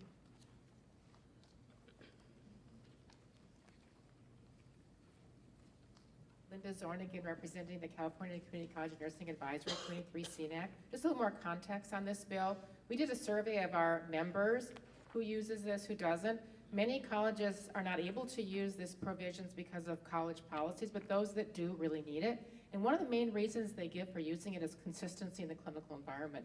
As Sharon mentioned, because of the load issue, sometimes you have to have a clinical group that have possibly different instructors. So the main reason that our directors like this bill is to allow that clinical consistency. So I would encourage you to do support on this bill, because it will really help those colleges that do need this to ensure that they do have enough adequate faculty for that purpose. Thank you. Any other board comment? Are we ready to vote? Okay, Pilar? Pilar votes yes. Cindy Klein, yes. Elizabeth Woods, yes. Imelda Seja Beckwith, yes. Randy Phillips, yes. Michael Jackson, yes. Assembly Bill 1364 is Assembly Member Blanca Rubio's bill related to nursing, schools and programs, and analysis. As originally introduced, the bill would require the board to perform the analysis of the practice of the registered nurse no less than every 6 years. Then the bill was amended on March 25th, and I'm going to read all the provisions. The bill deletes the language related to the mandated analysis. It states that the Nursing Practice Act requires an approved school of nursing or program of nursing to provide a course of instruction approved by the board covering not less than 2 academic years, be affiliated or conducted in connection with 1 or more hospitals, and be an institution of higher education. Existing law grants the board the authority to determine by regulation the required subjects of instruction to be completed in an approved school of nursing for licensure as a registered nurse. The bill would now exempt an approved school of nursing or approved nursing program that is accredited and maintains accreditation through a national nursing accrediting agency recognized by the United States Department of Education and maintains a minimum pass rate of 80% on the applicable licensing examination from board regulations or rules that oversee education programming and that require ongoing program approval. It would exempt an approved school of nursing or approved nursing program from the requirement of obtaining board approval or authorization to regulate, impose fees, or otherwise control the enrollment of students, or to regulate or otherwise control partnerships between approved schools, programs, and clinical facilities. It would specify that an approved school of nursing or approved nursing program is not required to obtain board approval or authorization to hire faculty or to provide up to 50% of clinical instruction as computer-based simulation. And it would provide that an approved school of nursing or approved nursing program is not required to obtain board approval or to pay a fee to provide for certain clinical experiences or placements. The language to amend Business and Professions Code Section 2786 related to this last point is that in addition to the prohibitions in subdivision F, an approved school of nursing or an approved nursing program shall not be required to obtain board approval or authorization and shall not be required to pay a fee to provide clinical experiences or clinical placements to students at a location already approved by the board for that school or program, or for a different school of nursing or approved nursing program, if the program staff of the location confirm that the new clinical experiences or clinical placements will not displace existing student clinical experiences or clinical placements.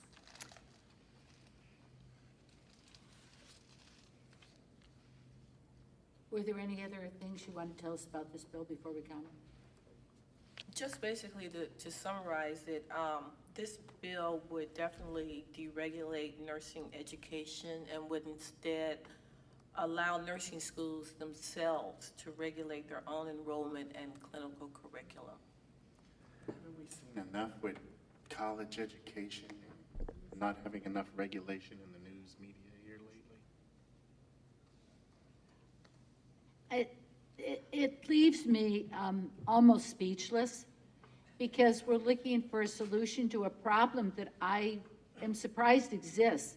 We are considered the gold standard in the United States and in several other countries that come to California to actually visit the BRN to see how we do our business, how we do our education, how we maintain our standards, how we do our discipline. We've a gold standard, and we consistently have the highest NCLEX results in the United States. So we're taking a board and a program that has been around for decades, that has done this and done it successfully, and now we're saying that we're going to tear this apart and reconstructure and reconfigure and split nursing into the education part and the other parts, and we're not going to have a state board in a state the size of California that looks at all parts of nursing for the protection of the public, for the protection of our students and nurses and patients. Anybody else on the board that would like to say something? I'm gonna make a recommendation, we oppose it. Who would like to second that? I will second that. Okay, now, would anybody else like to speak? I just say that's chaos. Yeah. I mean, that's crazy. That's all I have to say. Yeah. Anybody else? I already said my piece earlier in terms of saying we have to work together and, you know, somebody has suggested simulation and looking at that and working together to find those clinical placements. Okay, public comment.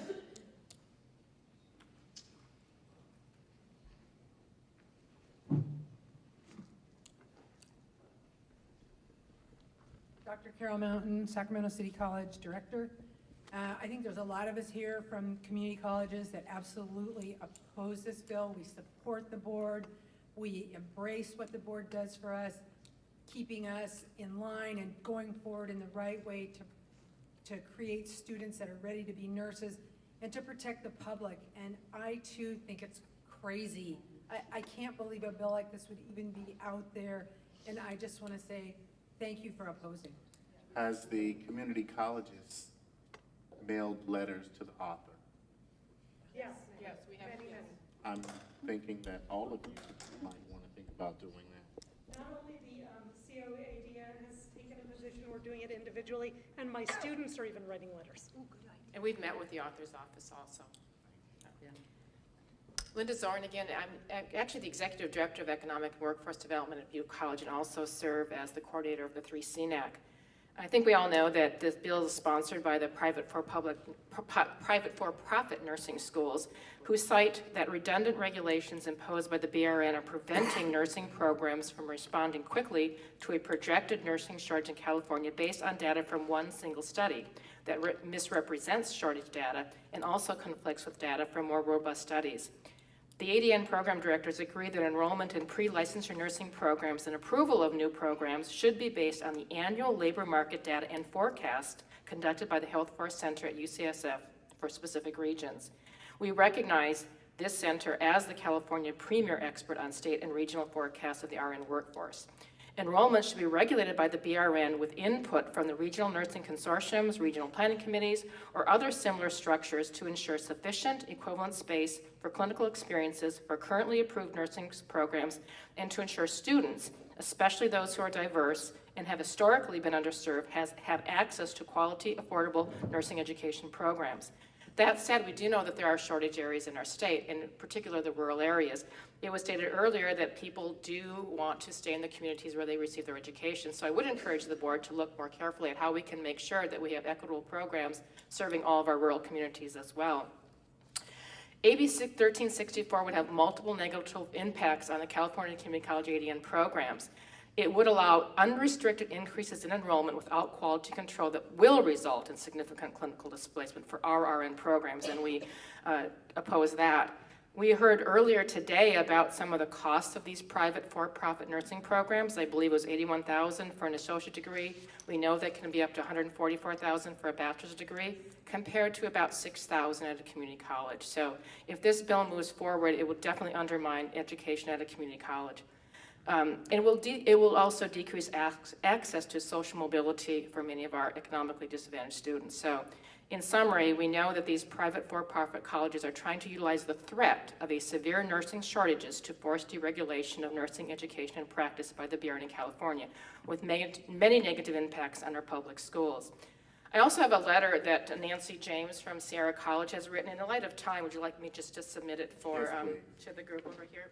Yes, and again, we're stating that we oppose this bill. Thank you. Anybody else?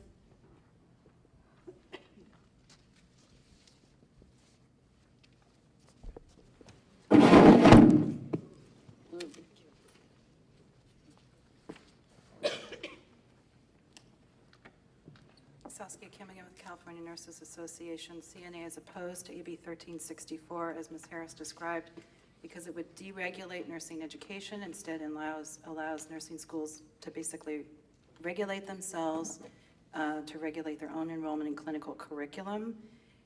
We also have concerns about the provisions of the bill that would substitute computer-based simulation for clinical experience with actual patients. We believe that does threaten safe patient care by increasing the risk of decreased clinical competencies. This deregulation of minimum nursing education standards directly conflicts with the board's statutory public protection mandate. As required by the Business and Professions Code, the primary role of the BRN is to protect the public, not to promote the business and financial institutes of private corporate entities or their alliance with corporate health care. This deregulation, as Mr. Jackson just pointed out, is especially troubling given that it's coming at a time when there's been a rapid expansion of private nursing programs at the same time that the federal government has rolled back student protections, including particularly regarding student debt. And as you've just heard, enrollment and the cost of these programs is pretty substantial. And so requiring nursing students to take out these burdensome loans to fund their private nursing debt education can mean saddling them with significant debt. In California, enrollment at private nursing programs is increasing. Graduates of those private programs is also increasing, making up a larger share of nursing school graduates. For example, only 4 private schools graduate 21% of all NCLEX takers in 17-18. And then California's experience is actually playing out nationally as well. A nationwide study that included California found a 402% increase in for-profit nursing programs across the country over a recent 10-year period. And the same study found the number of for-profit nursing program graduates increased 1,305% over the same period. In support, as you've heard, proponents have asserted that California is facing a nursing shortage. The most recent evaluation by Health Force Center does not support that. I'm not going to repeat my comments because you've already heard that. But the point is that it does not appear that one of the primary justifications for the bill even exists. We are opposed to the proposed decrease to 50% in direct patient care clinical hours, which allows 50% simulation, even though the vast majority of nursing programs are not even bumping up against the 25%. We're opposed to the substitution of clinical learning with actual patients for learning in a high-fidelity simulation laboratory beyond what's currently allowed. The most sophisticated mannequin cannot replicate the human response to nursing care or indicate the subtle changes that do occur during the course of an illness. We believe students should be educated so that they're able to develop skills and critical thinking ability rather than simply being trained in tasks. And in sum, we oppose the bill because it's an attempt to circumvent the BRN's judicious and even-handed evaluation of nursing programs and to alter the nursing curriculum to prioritize profit-making over patient safety. So thank you. Sharon Goldfarb, Los Medanos, Associate Dean of Nursing. I also strongly oppose this. The entire COADN organization opposes this. We know that there's been a drop in community college nursing, 27%, with an increase in California of private schools, 91%. We really oppose their greediness of why they want to educate nurses, and when your motivation is about the profit and not about the quality nurse, there's a real problem there. And I know for myself, I would rather be taken care of by a community college nurse than a nurse who's saddled with debt, who was treated badly. And there's a recent study that shows that a lot of nurses, I can have my opinion. And there's also a study that shows that the bullying that happens to nursing students results in nurses who bully their patients. And I can tell you, we do not bully in my school, but when I read the things online about some of the private schools, I met a student who became a director of education nursing Alameda Hospital. In a private school, she failed her final test by 0.65, not even 1 point. They made her repeat the whole semester to the tune of $60,000. Poor single mother with an additional 60 grand after the 160 she had already spent on her program, but she was so devoted to be a nurse. The other thing is we know that nursing is woefully, woefully white, and we need to diversify nursing, and studies show that a diverse nursing workforce has better patient outcomes, has more innovation, has more job satisfaction for everybody. So where are you going to get diversity? It's in community colleges. So please oppose this bill. Any other public comment? Oh.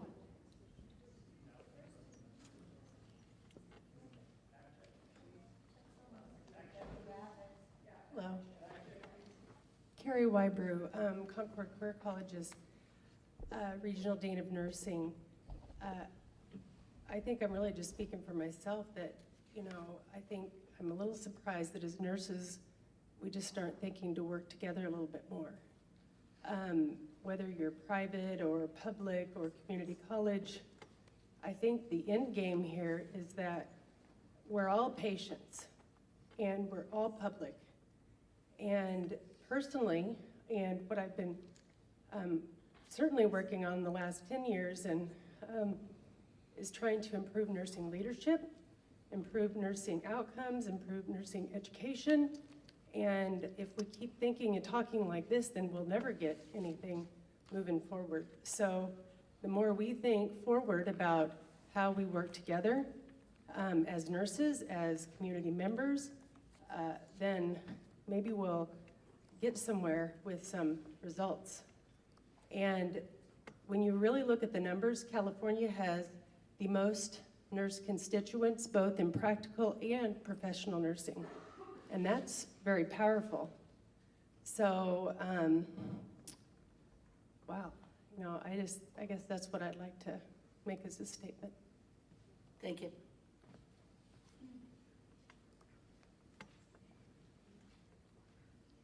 Good afternoon.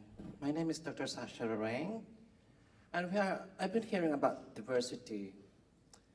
The diversity of the students is actually in all of the schools in California, not just in the community colleges, but in all schools. I graduated from a private school, both in my master's and in my PhD. I'm a successful student. I think we have to give honor to students where they want to go. I do believe and collegially work with community schools myself. And in nursing, we would like to see collegiality. We would like to see collaboration. But the way I see right now nursing, I'm becoming a little bit ashamed of what nursing profession is becoming. We need to be collegial, and we need to be not be impactful to any particular aspects of any part of our society. Ms. Timonian is correct about saying that we need to be collaborative. At some point in some of the Filipino Nurses Association, because I'm working with the Filipino Nurses Association, I work about minority and I work about how we are going to be represented. Representation is important in nursing. And each of the individual sector of the society should be represented properly. If we're going to be looking at one particular sector to be demeaning and lambasted, I think that we are not doing what is fair and what is justice and what is important in our society. We need to be collaborative and at the same time, in nursing, fair, justice, benevolence, and non-maleficence. Thank you. Thank you. Any other public comment? Okay, then the board prepares to vote. Pilar? Oh, I'm sorry, was there? Okay. Well, if you want to say it, come up to the microphone, please, and identify yourself. Dr. Carol Mountain, Sacramento City College. I just have to respond. I think that the proprietary schools feel offended, but the bill was written to discredit the board and to deregulate what the board is doing, and I understand that it was put forward from that faction, and I don't see that as divisive in nursing. I see it as the rest of us saying, wait a minute, we support the board, we support the regulation to the schools that you've given us, and that's why we oppose the bill. As I heard what she was reading, it felt like it was taking apart everything that we have stood for all these years of being public servants and being held in high esteem and doing those things for patients that's right. And the board, you protect the public. And to have you stripped of that power and that ability to regulate nursing education, that's the issue here. It's not us against them. It's not community college against private school. It's about, for me personally, supporting the board and saying, I welcome you when you come to review my school, to make sure that I'm providing the highest education, to create nurses that will stay public servants and keep that trust. So thank you. Thank you. Any other public comment?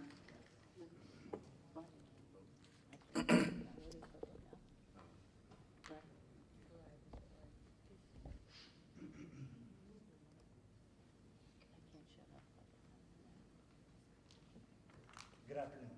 Good afternoon. Timothy Lee, a public member representing American Career College. I do want to start off by saying, as a community college graduate, I understand the importance of community college. It plays a role, but our schools do too. Our schools are just as diverse, if not more diverse, than any community college out there. Our graduates, 53% of our graduates work within 10 miles of our campus, which is in inner city Los Angeles, okay? We took offense to saying we mistreat our students. You acknowledged the fact earlier that the Department of Consumer Affairs, everything was 4 years old. You knew that when you brought that up. I took offense to saying we mistreat our students. We don't. But there's room for all of us. We're open, we want to work with the community colleges, we want to work to further the nursing profession. That's just the point I wanted to make. Thank you very much. Thank you very much. Is there any other public comment?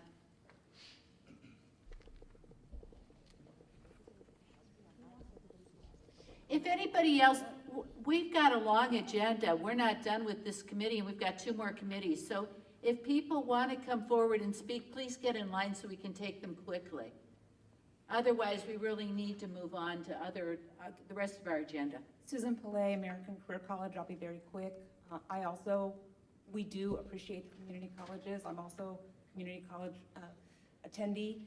I would like to just state that as far as the cost goes, many of our students have tried to go to community college. They try to go to the universities.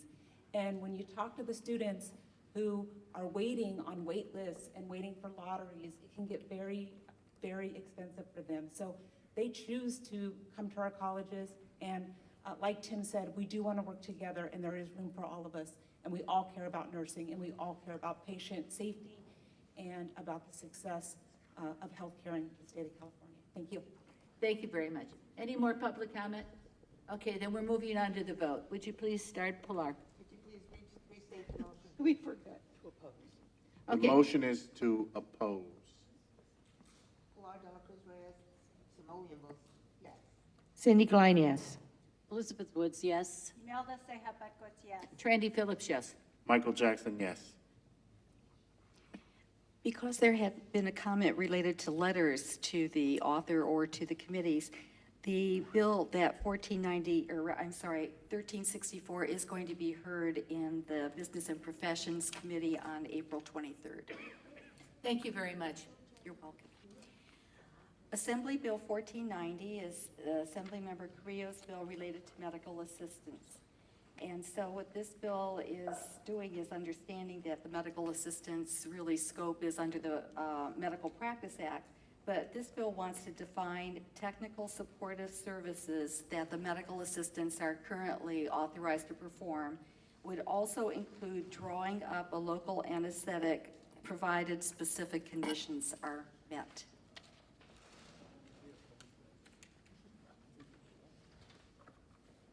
Is there anything else that we should know about the bill? I don't have any additional information related to it, and it's still with the So committee, this is, Business and just for Professions, no clarification, it hearings sounds like set. it's really increasing the job description of the medical Scope. assistants? They don't have licensure, so this is job description. Right, in practice. I make a practice. motion, we oppose. I'll second that. Any board comments? They don't have scope of practice. No, job description. This is a job description. Any other board comments? Okay, public comment? Okay, then we're ready for a vote. Pilar? Cindy Klein, yes. Betty? There's another one. I'm trying to figure out what. Would you like us to come back to you? No, I know how I want to vote, but I'm not sure how it's Oh, stated. the motion, just to clarify the motion, the motion was to oppose this bill unless amended. Yes. No, Or not, it's it just was just, oppose. I'm sorry, there was no unless amended, it's oppose. We're Oppose. opposing this bill for medical assistance. Yes. Woods. Imelda Sehabakot, yes. Trandy Phillips, yes. Michael Jackson, yes. Assembly Bill 1514 is Assemblymember Patterson's bill related to the Deaf and Disabled Telecommunications Program. And this bill would authorize a nurse practitioner as being able to certify the needs of an individual who has been diagnosed by a physician and surgeon as being deaf or hard of hearing to participate in the program after reviewing the medical records or copies of medical records containing that diagnosis. Board comments? Okay, I move that we watch this bill. Second it. Okay, any other comment? Public comment? Let's vote. Pilar? Somebody's still waiting. Oh, I'm sorry, excuse me. I'm sorry. Hi, my name is Charlotte Gallat Moore. I'm an adult health nurse practitioner located in Santa Barbara. And as a practitioner who manage adult and gero patients, I encourage that the board consider to support this bill because it is a delay in care when we have to look for another provider to sign a document because we're not listed in the checkbox below.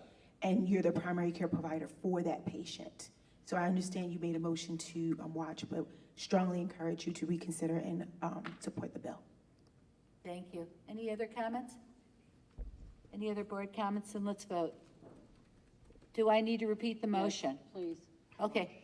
We're moving to take a watch position on this bill. Cindy Klein, yes. Elizabeth Woods, yes. Imelda Seja Butkus, yes. Franny Phillips, yes. Michael Jackson, yes. Assembly Bill 1544 is Assemblymember Gibson's bill related to community paramedicine or triage to alternate destination act.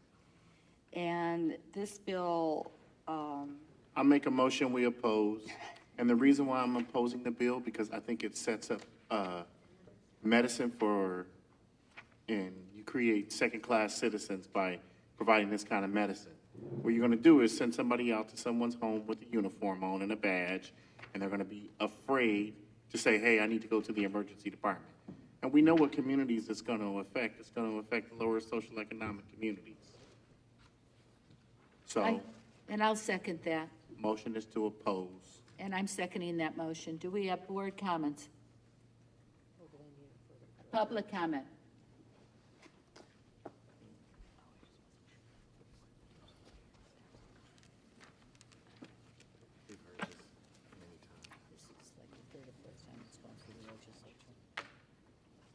Saskia Kim again with CNA. I'll be very brief because you've heard from me multiple times on this bill or some variation of it.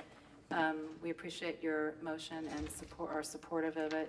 We believe that and oppose this bill for numerous reasons. For example, one community paramedicine pilot project had to actually shut down enrollment because the EMS provider could not meet both its primary responsibility of responding to 911 at the same time that it was providing pilot project services. There continues to be an increase in the rate of rehospitalization for the Butte and Alameda post-discharge projects. You have an editorial in front of you that was written by 2 ER docs at UC Davis and Kaiser South Sacramento, which cited 13 research studies that found significant rates of under-triage by EMS personnel. And for all of those reasons and all the reasons stated in our letter, we oppose. Any other public comment? Any other board comment? Then let's vote. And the motion is to take an opposed position on this bill. Cindy Klein votes yes.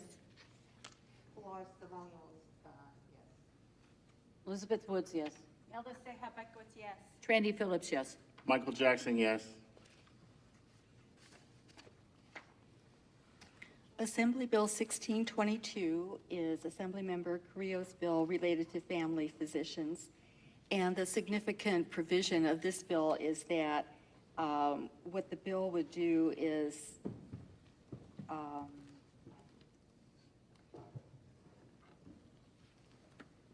have the addition of a family physician added to the nurse midwifery committee. We've got a quorum.